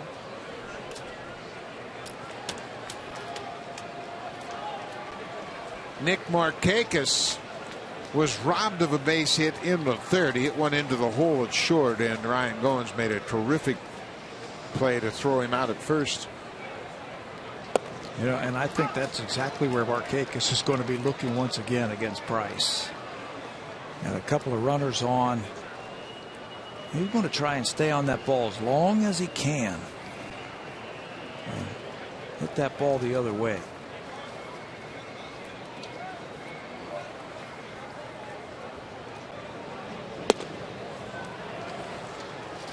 pretty good spot, just down and away. But you're right. I think Markakis understands that Price is going to keep the ball away from him. Well, he's got a 6-run lead, so what's he going to do? He's going to be pumping fastballs in there. And he's probably going to keep it away from Nick, so Nick's going to try and feather a ball to left field.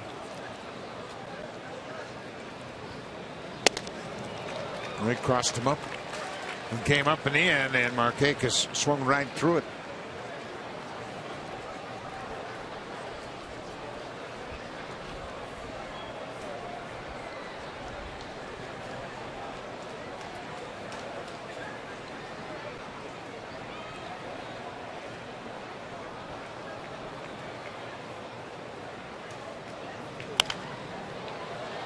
This is where Markakis really digs his heels in. With 2 strikes, he's hit .260 this season. The major league average with 2 strikes is .217. So that gives you an idea how much Markakis is able to accomplish with 2 strikes. He stays on everybody. He's just a good hitter. You know, his power is not there this year. He's had the neck problem. I think that's robbed him of his power. He's only had 2 home runs this year, but he's right around 300. Certainly doesn't help Markakis in the home run department to play in this ballpark. No. This is a big yard. Of course, he spent his first 9 years in Baltimore, and it's a very cozy ballpark as opposed to this spacious field here at Turner Field. I mean, there's a lot of room out there, but it's difficult to reach the seats.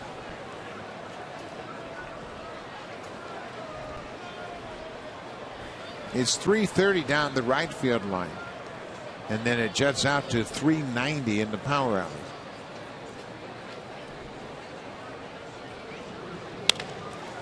Little flare in the right. This is trouble. Pennington out, and he dropped it. Now he's got a shot at the force at second, and they go to third and almost have him, and they get him. He's off the base.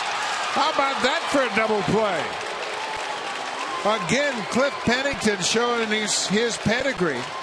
As soon as he dropped that ball, he knew the base runners had to hold up, so he goes to second for the force out, and then Goins goes to third to get Bethancourt. Goins thinking, you know, a step or 2 ahead of everybody else. You're right, Pennington. The runners have to hold up on the little flare to right field, so they're going to be close to the bag.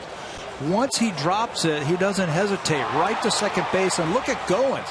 Wham! Fires it to third, and Donaldson keeps the tag on the runner, and when he leaves the base, he is out.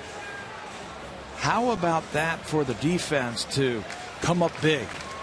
Well, you're going to look at it in the scorebook, and it's going to say fielder's choice 4-6, but you have to see the play to understand it. But Pennington, after he dropped the ball, alertly goes to second to force LaVarn way, and then Goins instinctively fires to third, and they get Bethancourt, who overslid the bag.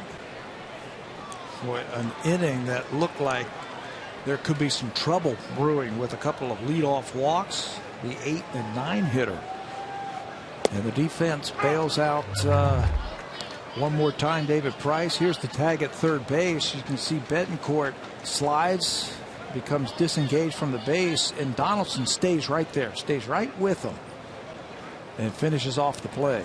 And look where the umpire was, Gary Cederstrom, right on top of the play, so he could see the base runner once he lost contact, and Donaldson stayed with him. What a play. The defense again coming through for David Price. So Markakis is at first with 2 outs. This is Daniel Castro.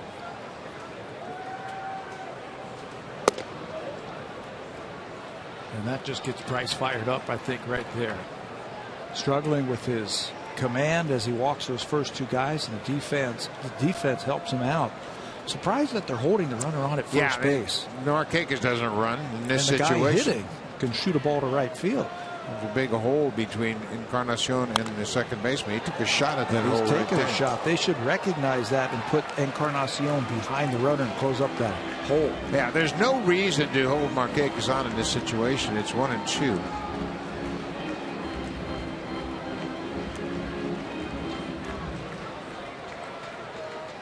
Down by 6 runs. I doubt he's going to try and run. He's only had 3 stolen base attempts all season long.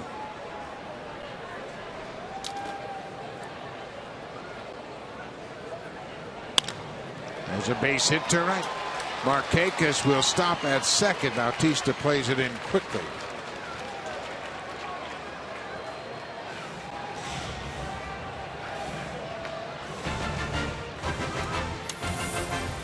The all-new 2016 Honda Pilot, proud partner and official vehicle of the Toronto Blue Jays.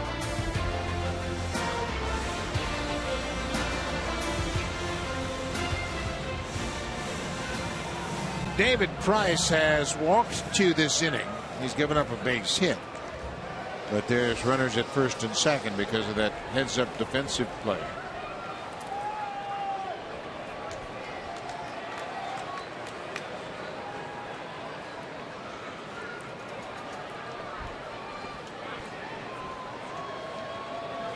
Freddie Freeman checks his swing. Freeman has gone over one officially, had a sac fly in the first.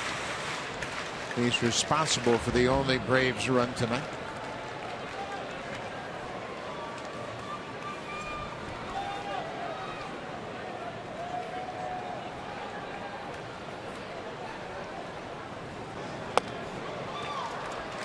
Good off-speed pitch. Freeman, that RBI for him was his 56th on the season. That leads their club. Yeah, it's a very offensive challenged team. They just don't score many runs. They're 30th in baseball. Freeman checked his swing, but Gary Cederstrom calls him for going around. It's 1-2 now. Price trying to get out of the fifth.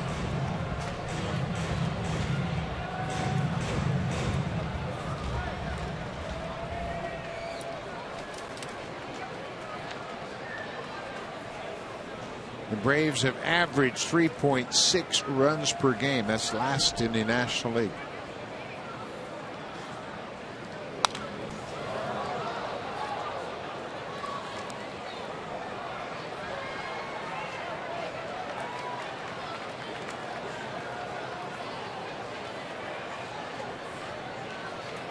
David Price looking for his 16th win of the season.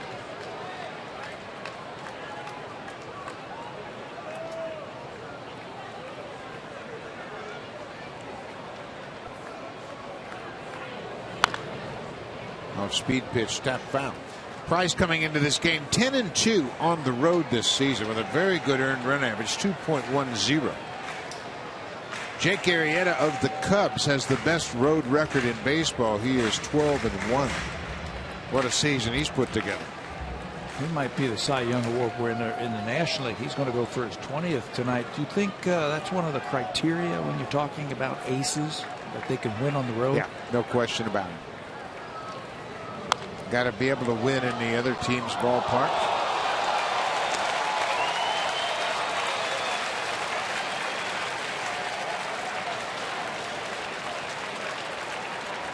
Fans reacting to a fan's catch of that last foul ball.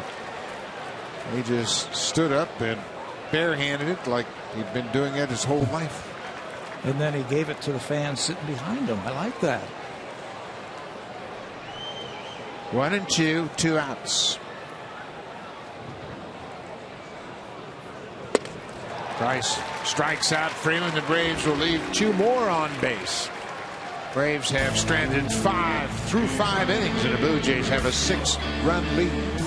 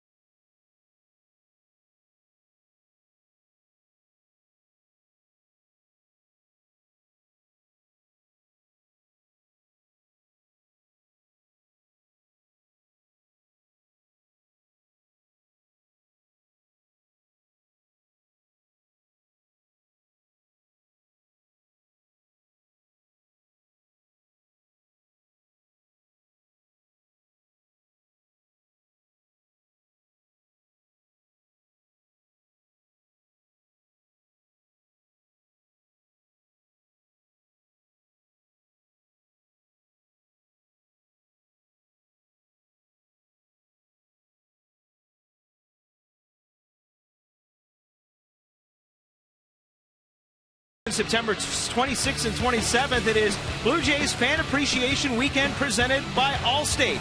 It's the Blue Jays and the Rays that weekend, and what a weekend it will be. Fun in-game activities and prizes to be won all weekend long.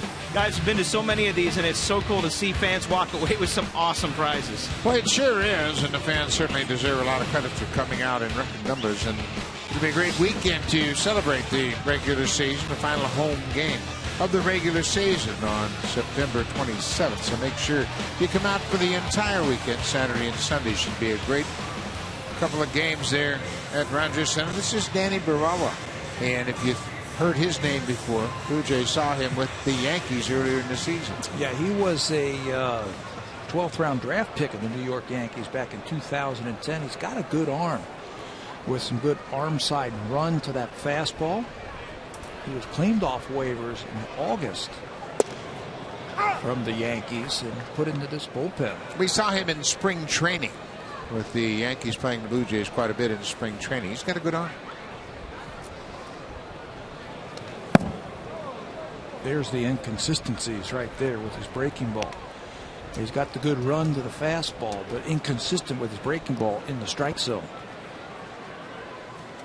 Barawa is the third pitcher to work for Atlanta. Shelby Miller, the starter, went 2 2/3. Breaking ball. Simmons was positioned perfectly in the hole. One down. Well, you're right. The Braves play a different defense than we have seen against Donaldson, Bautista, and Encarnacion. They play Simmons deep in that hole on the left side. I guess that means they're going to throw him a lot of breaking balls, that they're going to pull that ball on the ground in that hole. You can see Simmons now keeps moving over towards the third baseman, and lots of room right back through the middle. In fact, that's where Encarnacion's single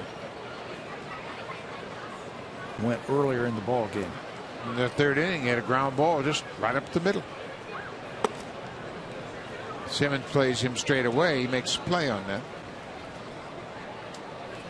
I think you have to give the defenders the freedom to make in-game adjustments. If you see something that you notice during the course of the game, you've got to be able to make adjustments. How about the red-hot Encarnacion? Good to have him back in the lineup. He's been on base 4 times tonight with 3 hits and a walk. Now it's time for Drive of the Game, presented by the all-new 2016 Honda Pilot, proud partner and official vehicle of the Toronto Blue Jays. Blue Jays scored 4 runs on 4 hits in the first inning, and the big hit right here is going to be delivered by Russell Martin as he takes this ball from Shelby Miller and hits it down into the corner in left field. 2 runs are going to score. He's going to end up at third base on a throwing error. Right here, that hits Encarnacion. That is our drive of the game. The ball down in the hole. Simmons flips to Castro, and they turn a double play on one pitch. Martin is down on the double play. The base hit is erased by the double play. We'll go to the bottom of the 6th. Price and the Blue Jays have a 7-1 lead.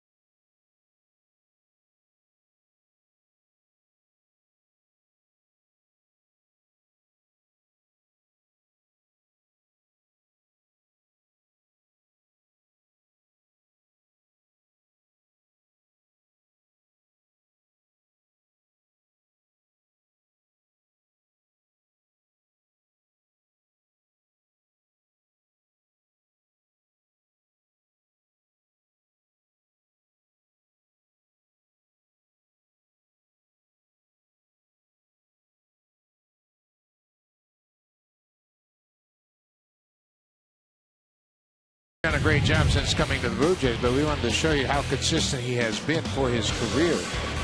He started out with the Rays, and that's when he was a rookie, made his first big full season in 2009 and pitched to a 318 earned run average. Then Detroit, a little over a year, 290, but with the Blue Jays, his ERA and his whip are the best of his career. How about the improvement each stop? Started with the Rays, the ERA at 318. The Tigers a little bit better at 290. With the Blue Jays, 228. The whip also. He's around the plate. He's throwing strikes. He's getting some runs tonight from the Blue Jays offense. David Price, I guess, just gets better and better. Well, I think he's at the point in his career where he knows that there are good things you can add, and he has had the changeup, and he's gaining more confidence. And he's been a terrific addition to this ball club. That's a foul ball off the bat of Adonis Garcia, the third baseman. Garcia is 0 for 2. Gregor Chisholm, who writes for MLB.com, wrote a terrific article about David Price and the players and pitchers, especially, that have been traded mid-season and then made it into the top 5 in the Cy Young voting in their new league with their new team. It's an interesting article. There have been 9 pitchers that have finished in the top 5 in the Cy Young voting after being traded. And of course, there are some legendary stories as Price strikes out Garcia. Doyle Alexander, of course, went 9-0 after he was traded from Atlanta to Detroit in 1987. He finished 4th in the American League Cy Young voting that year. The great Tom Seaver went from the Mets to Cincinnati in 1977, went 14-3 with the Reds, and finished 3rd in the National League voting. Of course, the all-timer is Rick Sutcliffe, who went from the Indians to the Cubs in 1984 and proceeded to go 16-1 in 20 starts for the Cubs and won the National League Cy Young Award that year. But David Price is going to be in that conversation as well. Price finished 6th last year after going from Tampa Bay to the Tigers. So it's going to be interesting to see how he finishes up this season. But it's an interesting article on MLB.com. Goins in the hole. Swisher doesn't run that well anymore, and Goins throws him out easily. 2 down. Let's check in with Jamie Campbell.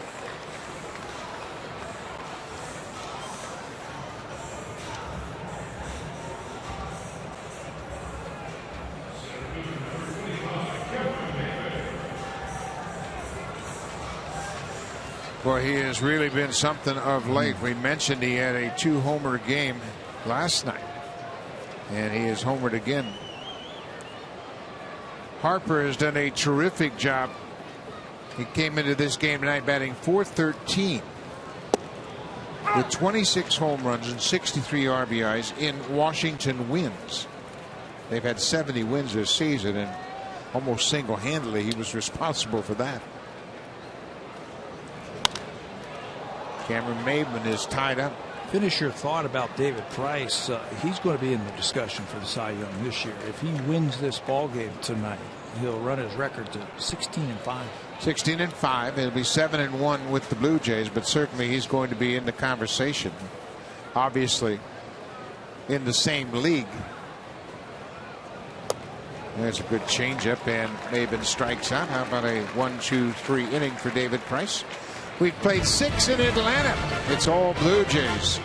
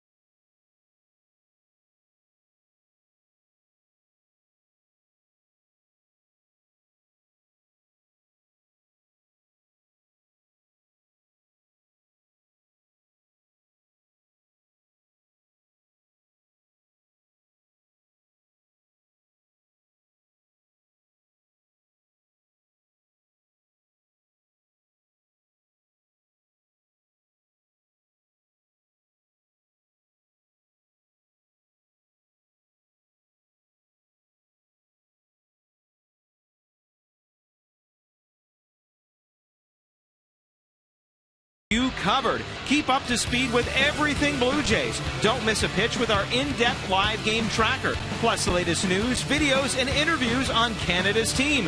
Download the new Sportsnet app today. Buck, if you can't be in front of your TV, no better thing to have with you if you're a Blue Jays fan to keep up with what's going on. Absolutely, an opportunity to take the game with you no matter where you are. So make sure you check out the new Sportsnet app. Our fans here once again supporting their Blue Jays. They come from all corners of North America to watch the Blue Jays. And right now they have a 7-1 lead. Ryan Goins, what a terrific night he's had. He's played well in the field once again. That's not a surprise, but he's had a perfect night at the plate. He's officially 1 for 1, had a sac fly and a walk. Oh, and yeah, he made a pretty decent play when he was at shortstop, robbing Nick Markakis of a hit. Yeah, he earned another red star in the old book tonight. He looked like Markakis had an infield hit for sure. The ball was hit deep into the hole, and Ryan Goins threw him out from the outfield grass. I think he was on top of that play also. Remember when he walked the first two batters in the blooper to right field? It was Goins who was in the middle of the diamond, got the out at second, spun and fired a bullet to third base to get the runner at third base. Off the plate. Didn't waste any time at all. This is the play that you were talking about from short left field all the way across the diamond to get Markakis by a hair at first base. Then they turned to a double play, maybe one of the most improbable double plays you will ever see. Runners at first and second, the pop up off the glove of Pennington in shallow right. He turned and fired to Goins, who got the force out at second, and then Goins in turn fired to third very quickly. And they got Christian Bethancourt running from second to third as he overslid the bag.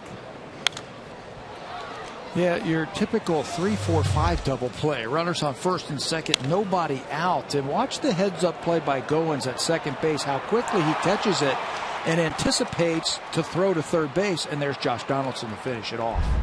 I mean, if he hesitates for a fraction of a second, he's safe at third. What an aware play by Goins, because you saw the pivot. As soon as he caught the ball from Pennington, he turned and fired to Donaldson.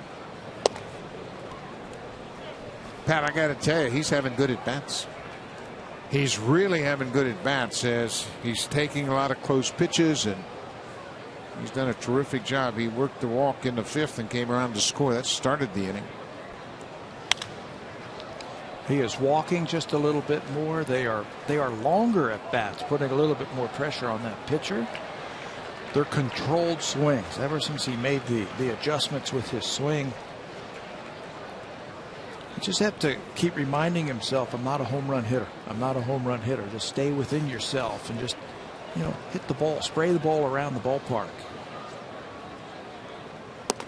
Another walk for Goins, another terrific at bat. A leadoff walk here in the seventh. This copyrighted telecast is presented by authority of Rogers Blue Jays Baseball Partnership and may not be reproduced or retransmitted in any form. And the accounts and descriptions of this game may not be disseminated without the express written consent of Rogers Blue Jays Baseball Partnership. We are in Atlanta, Georgia. The Blue Jays and David Price have a 7-1 lead over the Braves. Ryan Goins with the leadoff walk. He's at first. And if the Blue Jays don't hit into a double play, David Price might have a chance to swing the bat one more time.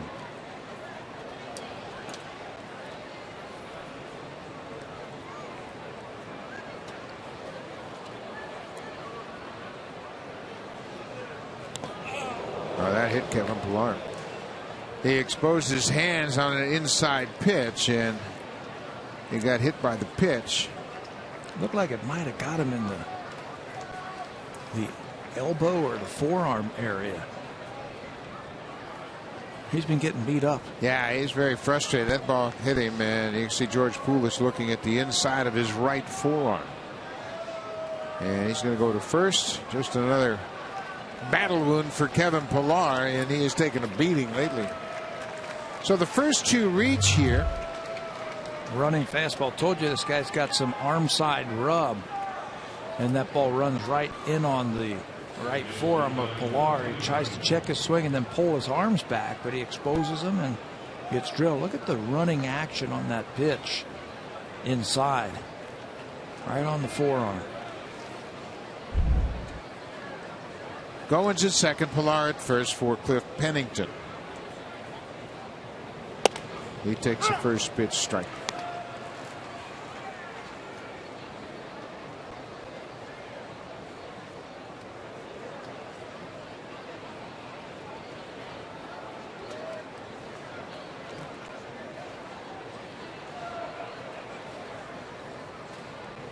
Breaking ball outside. It's a ball and a strike.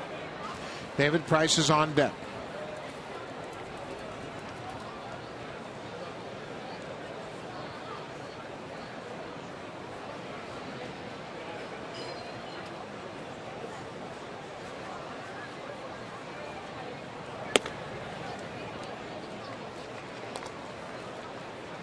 Two balls and a strike. Price has gone 0 for 3. He's had 3 at bats and had 3 ground balls.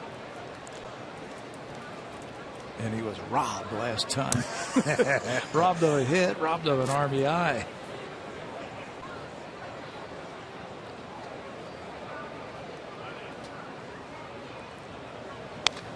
Good hack by Pennington. It's 2-2.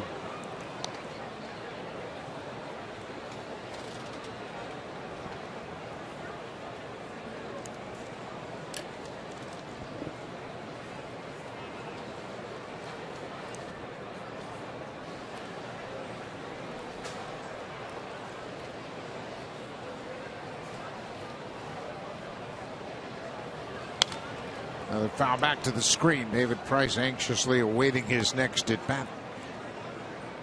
John Gibbons was telling me a story about Price earlier a couple weeks ago at home. Blue Jays video found an at bat with Johnny Cueto and David Price. And Gibbons was saying that Price was talking about his skill as a hitter, and Cueto, of course, a great pitcher for the National League at the time. That's a foul ball just outside of first. So they got the video of Price batting against Cueto when they played it while everybody was gathered in the locker room. And David took a hack against Cueto and fouled the ball off. He wasn't sure where it was. He was looking around for it. And finally, with 2 strikes, he takes a big hack, looks for the ball up in the air, and the ball dribbled out in front of home. And the catcher tagged him, and the clubhouse broke up in uproar. And it just shows you how much the team respects David Price and how much they love his enthusiasm. But Gibbons said it was a great moment and another example of how close these guys are. 3-2. Some more team unity. Right. It was right after batting practice when the Blue Jays were at home, and they brought everybody in, shut the doors, didn't let anybody in, and say, "I got something to show you right here." Keep hearing about David and what a great hitter he is. Let's show you hit him against Johnny Cueto.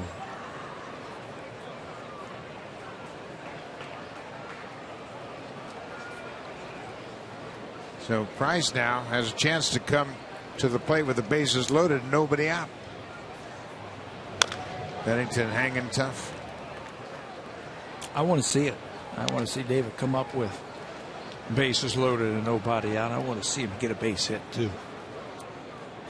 And you know his teammates do too. Well, it'll be interesting no matter what happens to Pennington. If he makes an out, it's first and second, 1 out. You don't think Price would bunt in that situation either. 3-2 pitch. Hot shot to short. Simmons bobbles it. He goes to third for the force out. And they get Goins there. Boy, Anderson Simmons showed you just how talented he is. As he bobbled that ball, the only play he was going to have at all was at third, and he quickly recovered and threw out Goins on the force at third. Made a couple of errors tonight, and I don't know how they would have scored this one, but it's a heads-up play. Ball was hit so hard, the runners take off. But Simmons, you know, he's had the most double plays started in the National League. He's had the most assists with 394, and that time that ball handcuffed him. Price is swinging away, and he gets Wood on it, fouls it off the catcher.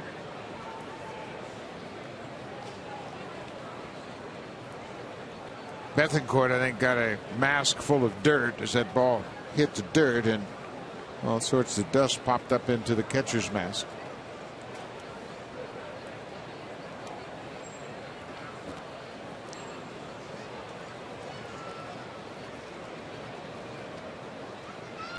David Price for his career now 2 for 36.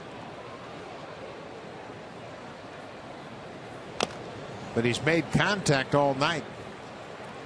He had a very productive at bat in the fourth. His swing looks pretty good to me. I mean, he stands up there like a big home run hitter, doesn't he? Like he has an idea. How about a line drive to left field here with 2 strikes?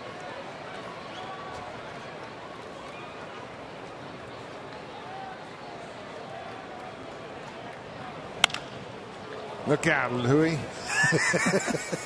Louis tried to field that grounder. Price put the bat on the ball with 2 strikes. He had thoughts of maybe catching it, didn't he? And then he thought better of it. One more time. There's Louis Rivera, the third base coach. The bottom of your screen said no. I think Price hurt his hand on that last swing. And it's his pitching hand. You can see him looking at his thumb. And now Burley, he's got a smile. Look at David. He got jammed on that last pitch, and that hurt his thumb. He's not too anxious to swing again. But he does. Bounces it to short. Simmons goes to Castro back to first for the double play. David Price grounds into a double play. That ends the top of the 7th. We're going to the bottom of the 7th.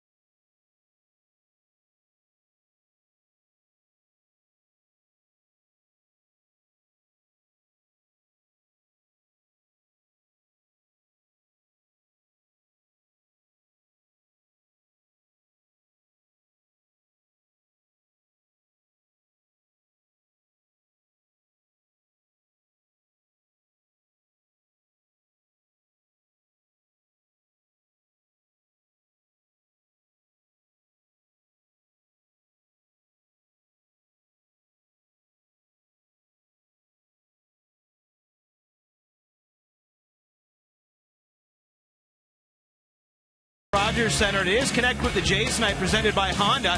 First of all, you want to get to the ballpark early because the first 20,000 fans will receive a Blue Jays Come Together t-shirt. But just as important, Friday will also mark Marcus Stroman's first home start of 2015 as he takes on the Boston Red Sox at 7:07.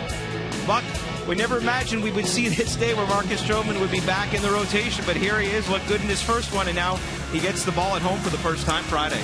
Barry, I spoke to Marcus this afternoon about that start, and he is absolutely thrilled to be making that opening start on the final homestand of the season in front of a packed house. He said, I've never pitched in front of a sold-out Rogers Center, so he is thrilled about the anticipation of his next start at home. That's when the best comes out of him. I mean, he loves those kind of challenges. A challenge to get back before the season's over, a challenge to get back into the starting rotation, a challenge to make that first start in New York and pitched well.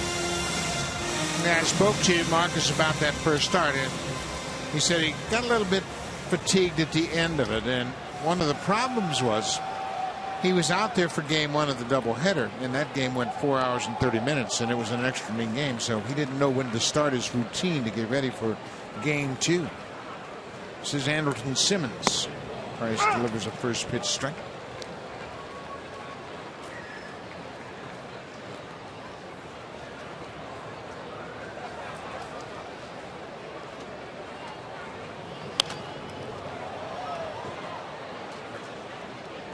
David Price working in the 7th inning. He's thrown just 87 pitches. He's been very efficient tonight. He's got 8 strikeouts.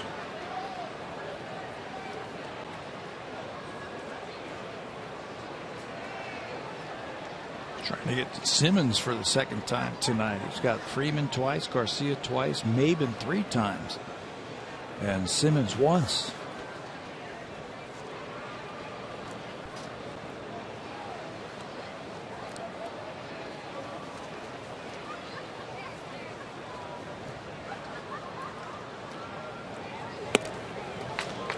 Now he's got Simmons twice, 9 strikeouts for Price.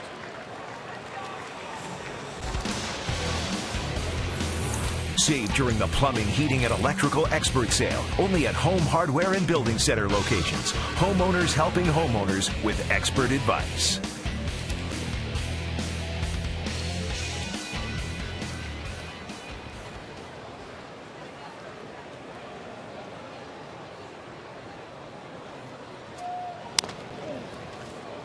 Price now has 212 strikeouts. He is 4th in the American League in that department. Chris Sale has 250. Then Chris Archer, making his start tonight, came into the game with 236. Corey Kluber has 219, and then Price.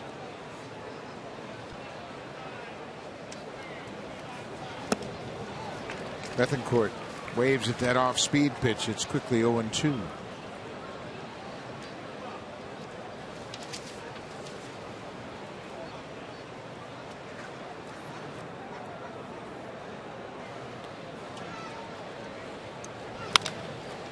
Well, what a nice piece of hitting there. Ball down and away. Bethancourt just stroked it into right.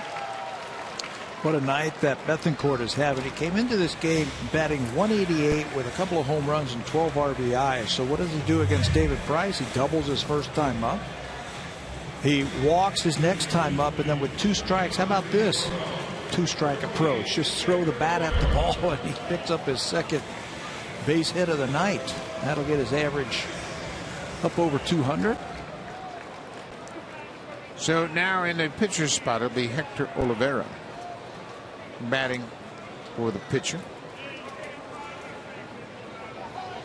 Oliveira is 30 years old. He's an interesting player in that he was signed by the Dodgers as a free agent to a multi-year contract, over $60 million. And then they traded him here on the 30th of July, part of a 3-team trade.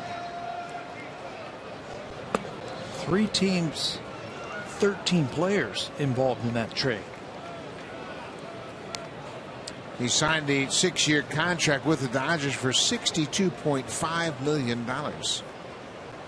Jim Johnson, Bronson Arroyo, Alex Wood, and a couple of minor leaguers went to the Dodgers from Atlanta. Miami was also involved in that trade, a 3-team trade.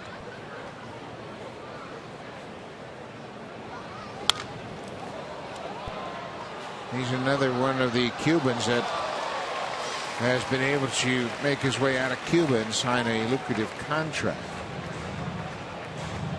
He played in 3 different levels for the Dodgers this season. Started in rookie ball, A ball and Double A, and had some hamstring problems. Excuse me, he was in Triple A this year. He swings and fouls it into the catcher's glove. His father was a very prominent player in Cuba as well. In 1980, his father became the first Cuban to hit 400 in their Cuban National Series.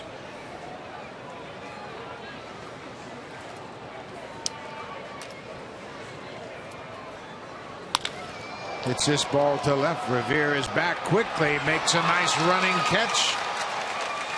Ben Revere, utilizing that great speed, runs it down. Oliveira hit it hard, but Ben Revere in left makes a nice running catch. You know, Ben's been doing that ever since they acquired him from Philadelphia. He's got center fielder speed, and he brings good defense to left field, something that was lacking for the Blue Jays earlier this season. This looked like it was short extra bases, but Revere goes back and spears it, takes away a hit from Oliveira. Boy, the Blue Jays have really plugged up some holes defensively. Boy, they sure have. First with Tulowitzki at short, and then with Revere in left, took care of two big worrisome positions in the defensive scheme of things. This is Nick Markakis. He's been involved in a little bit of everything tonight. He's the fellow that hit into that double play in the fifth. The 4-6-5 double play, if you will.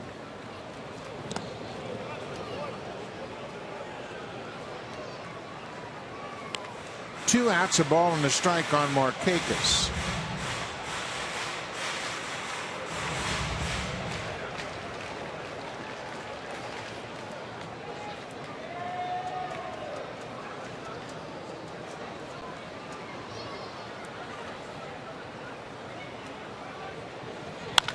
Markakis hits it hard, but that's going to be foul. David Price is working in the seventh, and the Blue Jays bullpen is up and throwing. Hendricks on the left. He's the right-hander, and Luke is the left-hander. Liam Hendricks, Aaron Luke.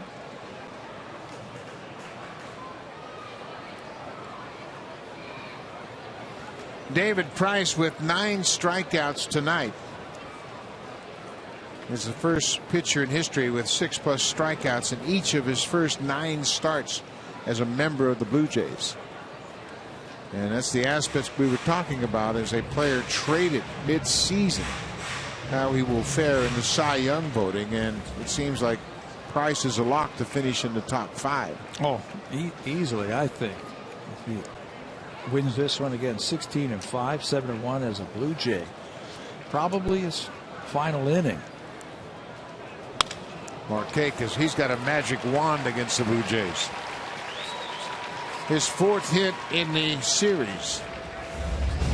Well, David Price was throwing a lot of fastballs early and then started using his cutter and his breaking ball just a little bit more. And he's been painting that corner all night long. He got Freeman twice, Garcia twice, Maven 3 times, and Andrelton Simmons twice. Started using the changeup a little bit more, and that's where he's gotten a few of these strikeouts late in the ball game. David Price doing exactly what the Blue Jays needed tonight. Stop that losing streak, pitch deep into the ball game, and give the offense a chance to score some runs early.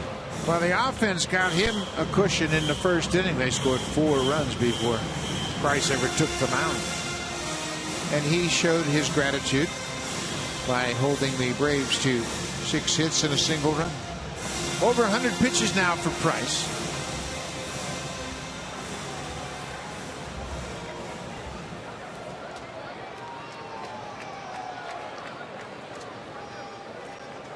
Daniel Castro, the second baseman, singled to right his last time up.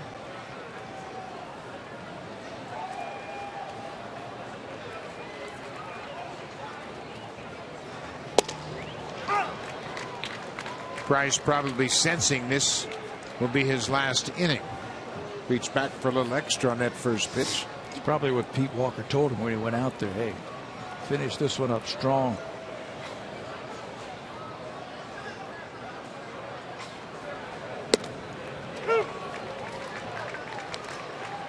He heard the message. Now let's see you do it. Bautista's pretty deep in right field with Castro at the plate. He looks like he's a guy who just likes to poke the ball to the right side.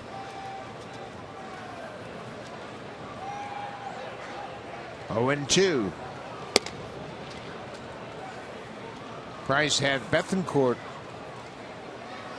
in an 0-2 count, and the Braves catcher stroked a single to right on a good pitch, down and away. Half swing, just threw the bat at the ball.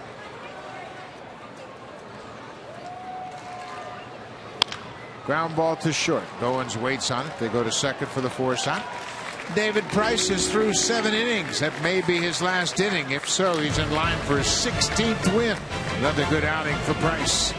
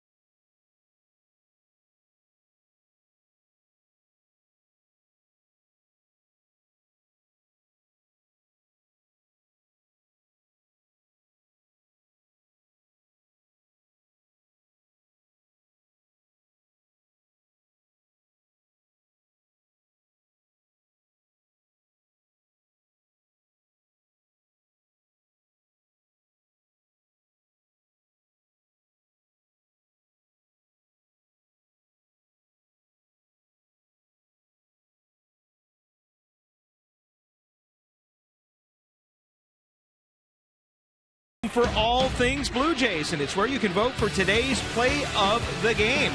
You can do that today and every day after the Jays game on Sportsnet.ca. Guys, I've got two picks. They're both defensive, and they both involve Ryan Goins. One, of course, was that incredible 4-6-5 double play.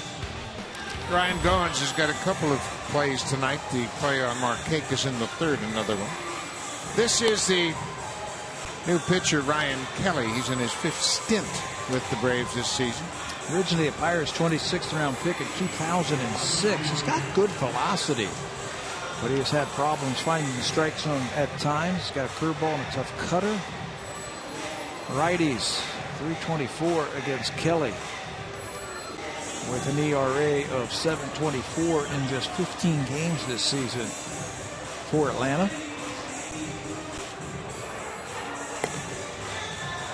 So Ryan Kelly is the third relief pitcher to work for Atlanta here tonight. The Blue Jays have a 7-1 lead.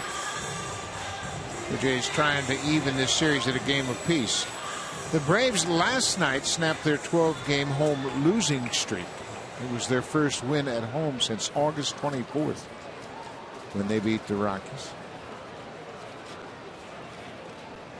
Top of the order for the Blue Jays, it's Revere, Donaldson, and Bautista.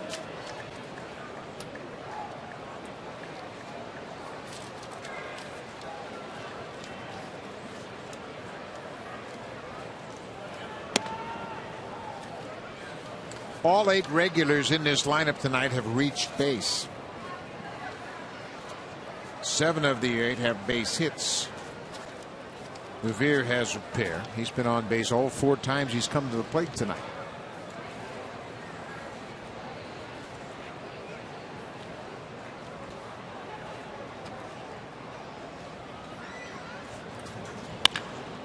Hits it hard, but Castro is there at second and throws to first, 1 down. Then Revere, another solid contact at the plate.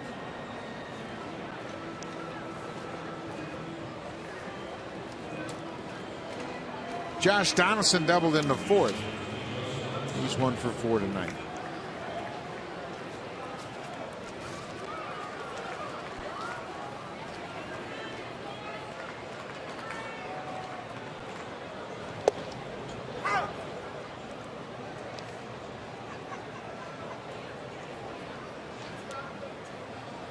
Blue Jays have hit 5 doubles tonight.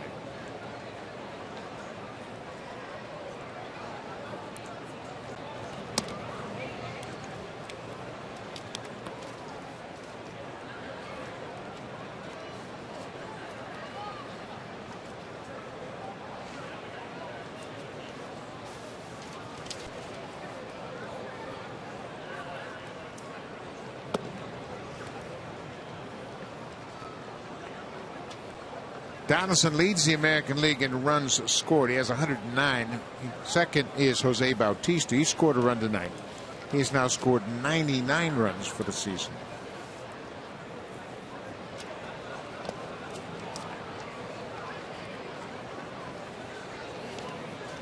Donaldson, with his double in the fourth, now has 170 hits. The leader is Jose Altuve of the Astros, came into action tonight with 177 hits. Donaldson is currently tied for fourth with Ian Kinsler. Bouncing ball, fair ball. 2 down.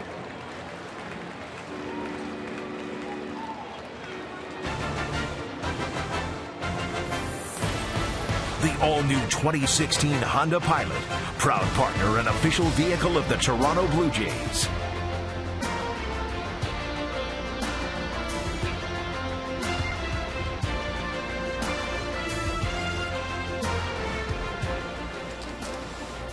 Jose Bautista got it all started tonight with his first inning RBI double. It put the Blue Jays up 1-0. A key to a 4-run first inning.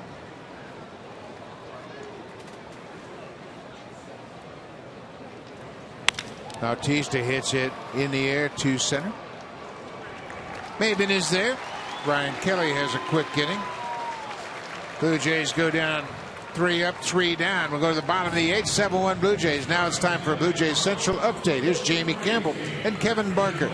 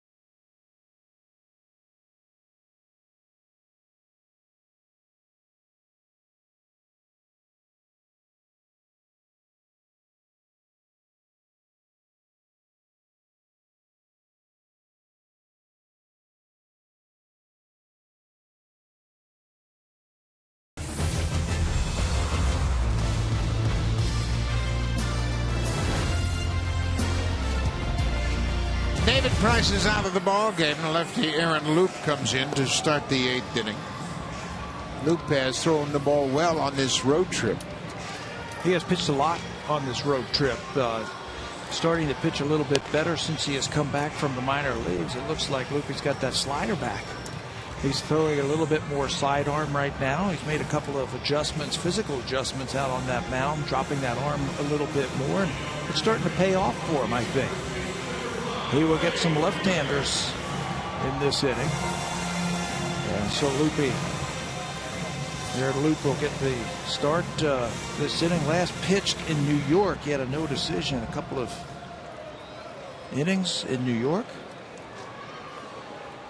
Freeman, Garcia, and Swisher, the scheduled batters here in the 8th for Atlanta.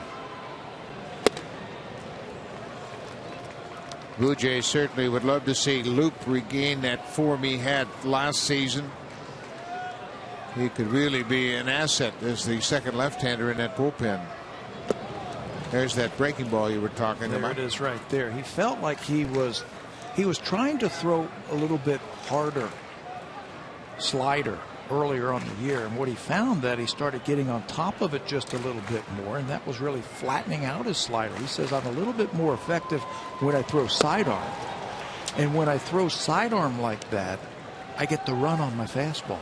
And that's another thing that he was telling me, that he had lost that running fastball in on the left-handers, like that last pitch.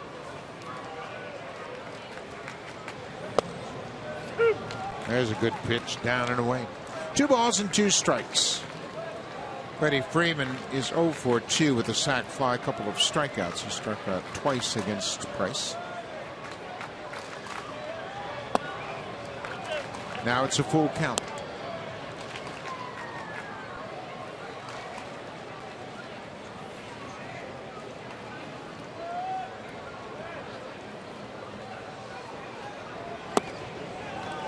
Leadoff walk. David Price is in line for his 16th win of the season. He was very good tonight. 7 innings, 6 hits allowed. 1 earned run, 3 walks, and 9 strikeouts. Price drops his ERA to 2.42. And that's significant because he now has taken over the lead in the American League in the ERA department. Dallas Keuchel was roughed up tonight down in Texas. So Loup walks the only man he faces here in the 8th. Adonis Garcia will face Liam Hendricks when we come back.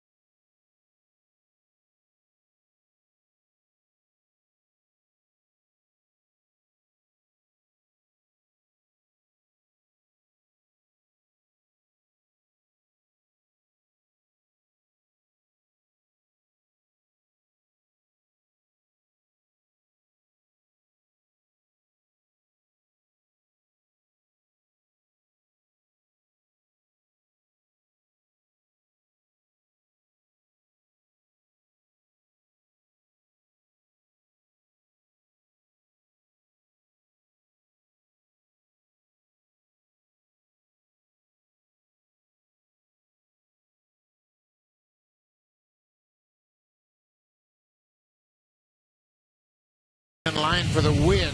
He would be improved to 16-5, and he has now taken over the ERA lead in the American League. Dallas Keuchel tonight in Arlington goes 4 2/3, gives up 9 earned runs on 11 hits. His ERA jumps to 2.56. He and Sonny Gray are tied for second behind David Price, but Price is the new leader in ERA. And Keuchel came in leading, and now David leapfrogs him. And coming into the ballgame now after one batter, Liam Hendriks. This is his 51st game of the season. He's got an unblemished 5-0 record with a 262 earned run average. What a pleasant surprise he has been this year.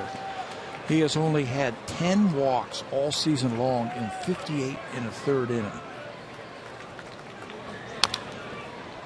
Garcia goes after the first pitch. Hendriks last pitched on Saturday in game 1 of that doubleheader. He threw 18 pitches and recorded just 1 out, gave up a couple of hits, but picked up his 5th win.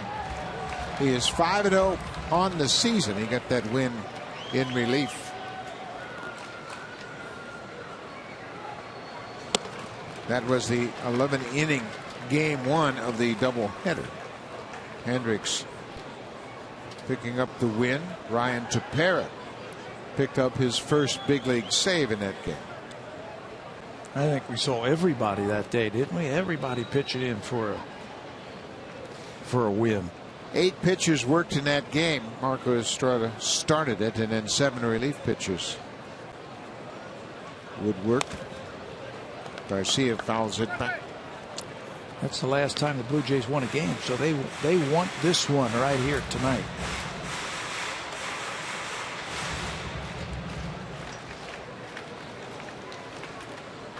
This will even the series at a game apiece and give the Blue Jays a 5-4 record on this road trip.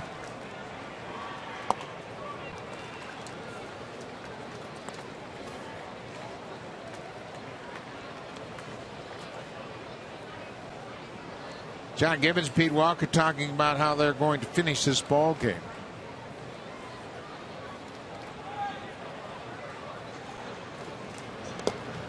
Ball bounced in the dirt.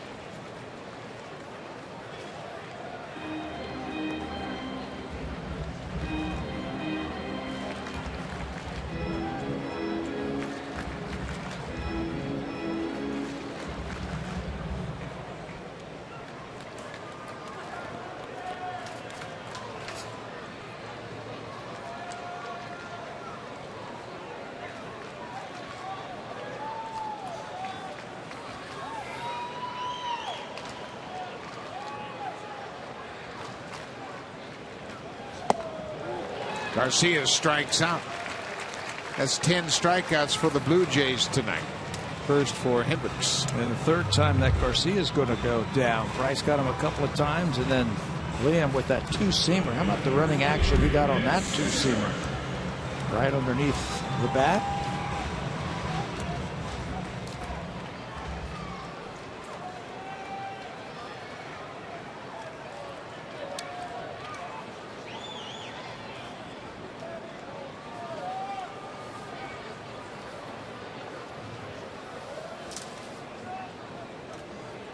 Nick Swisher batting left-handed for the first time, fouls it off catcher's mask.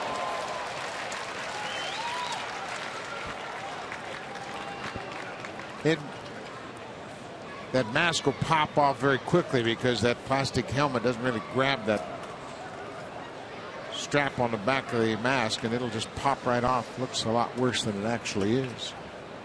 Swisher is 1 for 2 with a walk tonight. You know, you talk about bullpens and expanded rosters. How about last night's game in Los Angeles? Colorado and the Dodgers combined to use 24 pitchers in that game. Of course, they played 16 innings. Played 16 innings. 24 pitchers. And Colorado used 13. All by themselves. That's a whole pitching staff in one game. Swisher strikes out. Good hard breaking ball. A couple of strikeouts for Liam. Well, he got Garcia with that 2-seamer. Now he's going to get the left-hander with a breaking ball. Right underneath the bat. He has come in here and slammed it shut after the leadoff walk.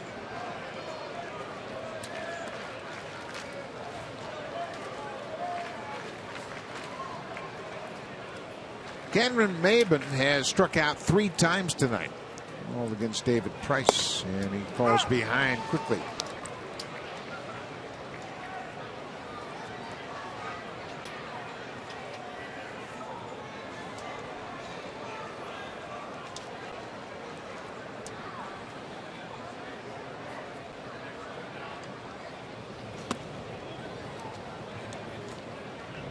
Final game of this road trip will take place tomorrow night. Marco Estrada will start for the Blue Jays. Matt Whistler will pitch for the Braves. And then the Blue Jays will go home and open up their final homestand of the season Friday night against the Red Sox. Little squibber out in front of home. Russell Martin turns and fires. Oh, what another good play. Martin capped off a terrific night for the Blue Jays defense. He came out from behind to shoot, slides into the ball, turns and fires a strike. Another example of how athletic Russell Martin is. That's a terrific play to end the 8th.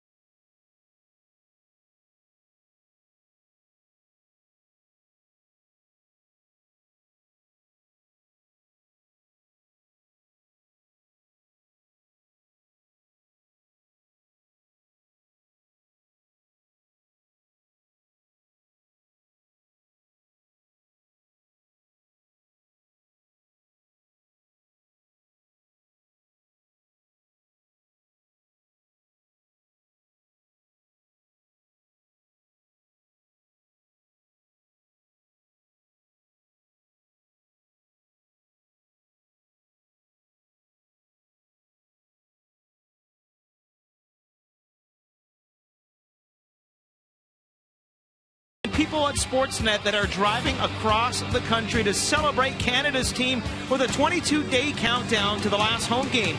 You can share your passion on social media. Use the hashtag 22daysBlueJays and let the celebration begin. And there's some great photos. If you check that out, they were in Moncton, New Brunswick, a bunch of them yesterday. And just a great time these fans are having celebrating the Blue Jays across the country. There's a lot to celebrate, that's for sure. The 22, very significant. It's been 22 seasons since the Blue Jays have been to the postseason, and that's what they have on their mind. But nobody is really thinking about the postseason right now. They're literally taking it one game at a time. I think they're taking it one inning at a time. You know, when you get down to this part of the schedule, you know, there's not a lot of room for error. No, there's not, and it's certainly very difficult to win, especially this time of the season. We saw that firsthand in Boston, where the Red Sox didn't have much to play for. They tended to be the spoiler. They came out swinging, didn't they, in that series? What a night for Edwin Encarnacion. He has 3 hits. He walked. He's been on base 4 times. He scored a run.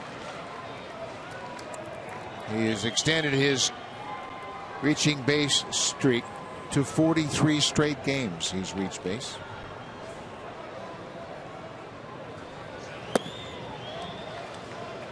Ryan Kelly retired the side in order in the 8th, his first inning of work tonight.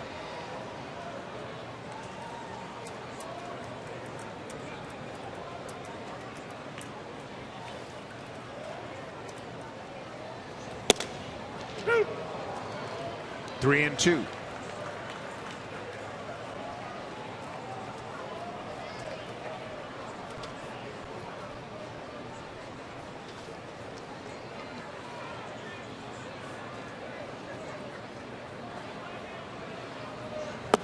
Ball 4. Edwin's been on base all 5 times he's come to the plate. Well, the Blue Jays will wrap up this road trip tomorrow night, and then they'll return to Toronto to open up a 3-game set against the Boston Red Sox. The Yankees will follow Boston into town Monday, Tuesday, and Wednesday. The Blue Jays will have their final off day of the season on Thursday. And then the final series of the regular season will start on Friday, the 25th. Saturday and Sunday day games, and then the Blue Jays will head out for their final road trip, Baltimore and Tampa Bay, the season winding down. There'll be some good pitching matchups that we have seen there. Munenori Kawasaki comes out to pinch run for Edwin. Like you said, he's been on base all 5 times, so you've got to figure he's a little bit sore tonight. Oh, it's good to see him back in the lineup. He had an impact in the first. Got a base hit and then scored the 3rd run of the ball game, part of that 4-run first inning. Russell Martin capped it off with a 2-run double in the first.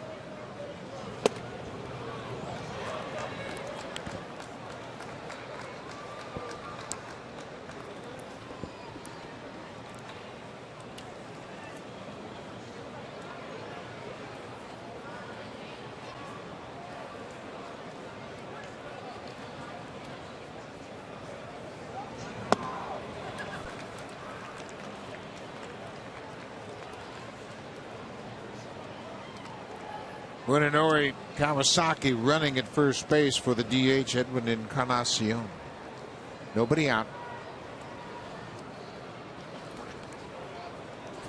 First base. I'm sorry, he's playing first base. No DH. No chance for a DH. I wish there was a DH here. So does John Gibbons. Yeah, this 7-1 lead, I think, can afford the Blue Jays a chance to give some guys a little time off.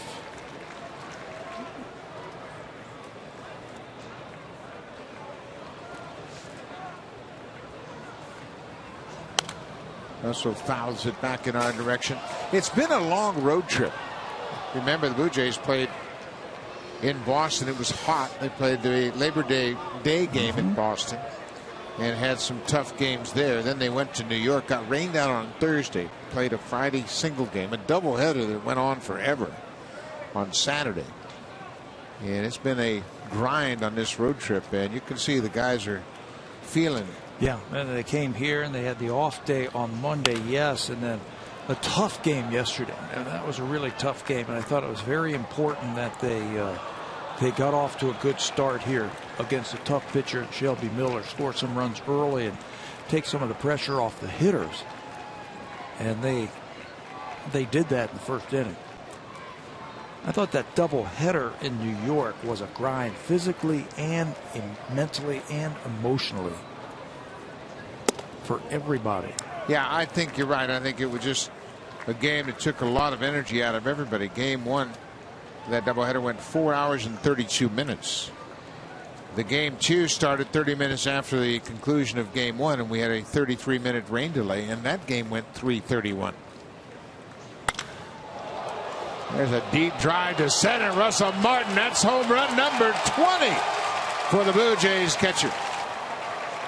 A 2-run home run for Russell Martin, and he reaches 20 home runs for the 2nd time in his career. That was a shot to deep center. He took a really good swing at that ball. Didn't try and overpower it. He didn't try and lift the ball out of the ballpark. He just went with it. It's almost like he let Kelly supply all the power. And Russell now joins the 20 home run club. He was with Bautista and Donaldson and Encarnacion. They all have 20 home. That's the 4th player on the Blue Jays team with 20 home runs this year. Congratulations. 68 RBIs to go along with those 20 home runs, and this is a pretty swing. Yeah, look how free and easy, and there's no tension in that swing. It's a nice, easy swing. He is now one off his career high in home runs. 21 he hit as a Yankee. Goins bounces it to Freeman. One out. Let's check it with Jamie Campbell.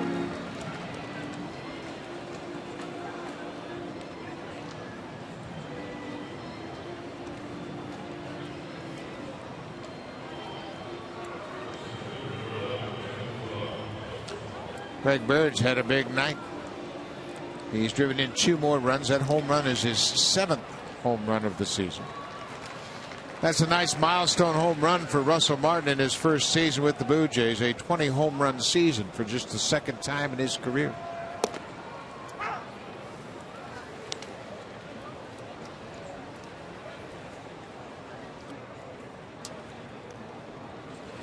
Nine runs on 11 hits for the Blue Jays. Make it 12 hits. Kevin Pillar strokes it into center. He's had a 2-hit night. Been on base 3 times. He got hit by a pitch last time up.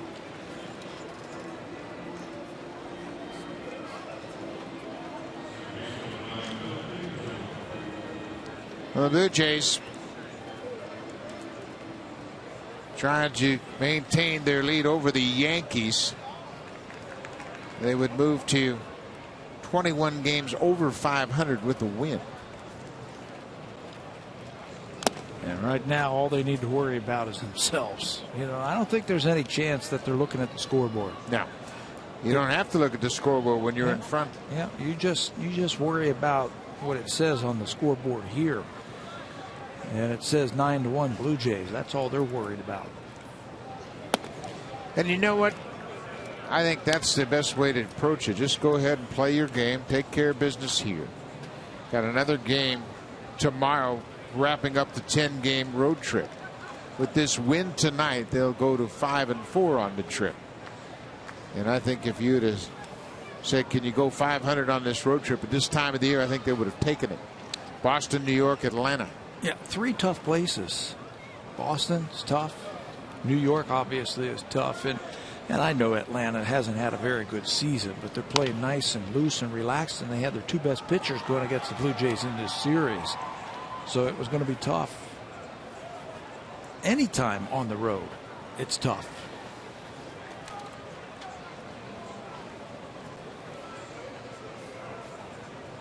David Price would win his 11th game on the road. He would improve to 11-2 on the road this season. With Pennington called out on the strike. And Pennington is down. Now there's 2 outs. It's going to bring a pinch hitter to the plate. Batting for the pitcher, it's Ezequiel Carrera, the left-handed batter. He was announced into the game last night as a pinch hitter in the 6th. And he was removed after the Braves made a pitching change. Chris Colabella would pinch hit for him. So he was officially into the game, never got to the plate. Goes after the first pitch. Freddie Freeman steps on the bag, and the inning is over. We'll go to the bottom of the 9th. Big night for the offense. 9 runs on 12 hits. Russell Martin's had a big night. He's driven in 4 for the 2nd time this season. A 4 RBI game for the 2nd time on this road trip. Russell Martin with a home run number 20.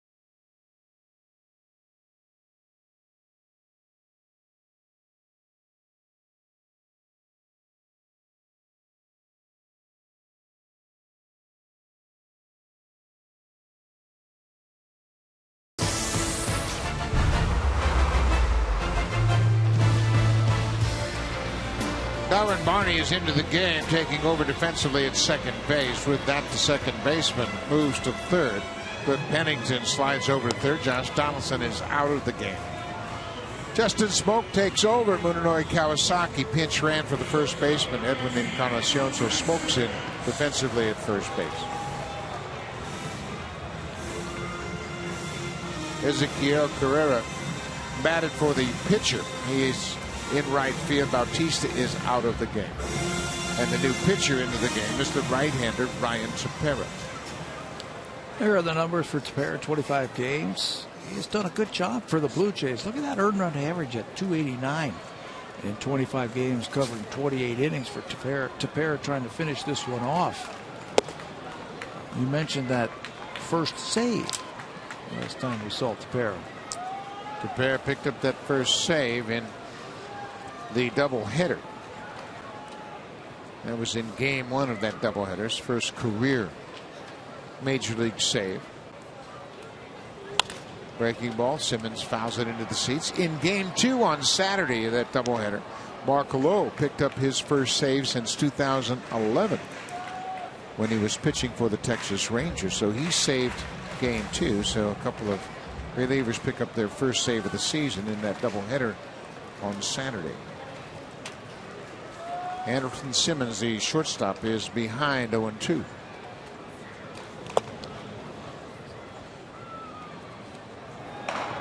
Drew Hutchison has been moved to the bullpen. He's getting some throwing in here tonight.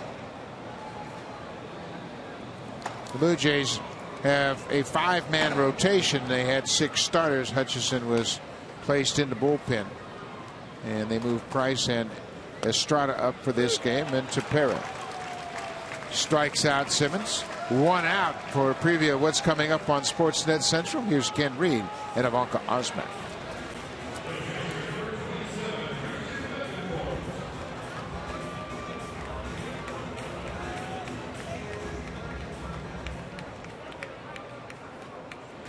Thank you very much, Ivanka. And that's all coming up after this game. And indeed, Houston, we have a problem.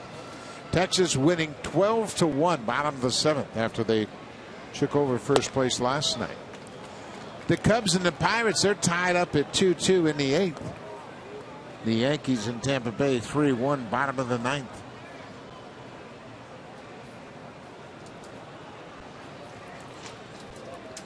That's got to be demoralizing, doesn't it? If you're Houston, you're in first place by a wide margin. 135 straight days against Texas, and then they overtake you. Now there's only a few games left. I mean, panic might be setting in.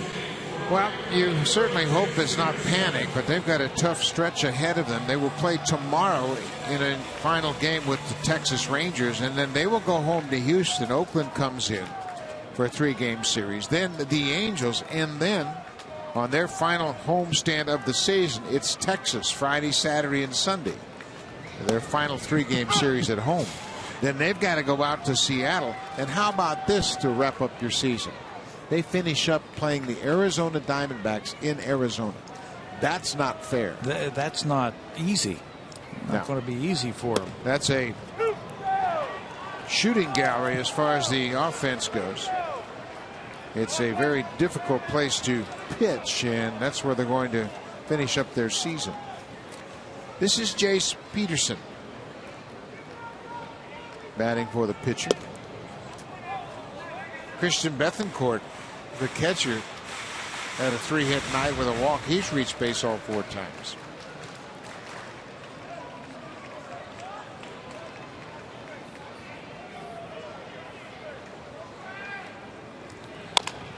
Bouncing ball.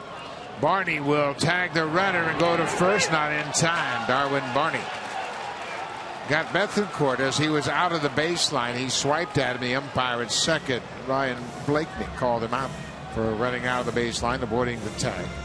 Bethancourt is out, second out of the inning. Not holding that runner on. As a fielder, you get right in that baseline. So the runner, to avoid the tag, has got to get out of the line, and watch Bethancourt way out of the line. The umpire was right on top of that one, out of the baseline, so he is out. So the Braves are down to their final out Back to the top of the order, Nick Markakis. He's had another 2-hit night, 4 hits in the series for Markakis.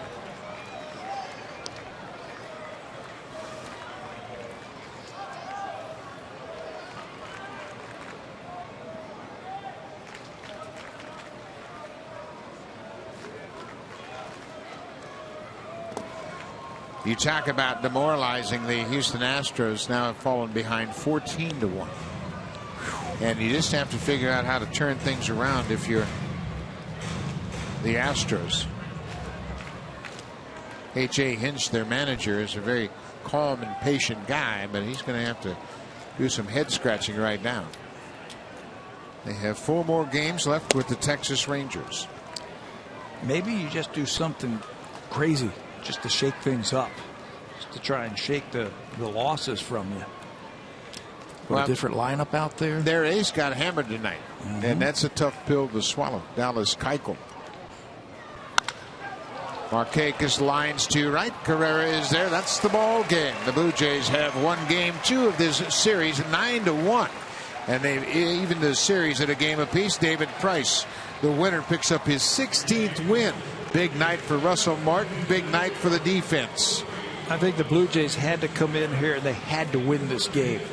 They were going to face an old nemesis in Shelby Miller, who's very tough, and they jumped on him early. They played great defense. They had their ace going, so they won the game. Now they have a chance to win the series tomorrow night. The Blue Jays improved to 5-4 on this road trip. They'll try to make it a successful road trip tomorrow night. We'll be right back here. Thanks for watching. We appreciate it. We'll see you tomorrow night. Here's Sportsnet Central. Ken.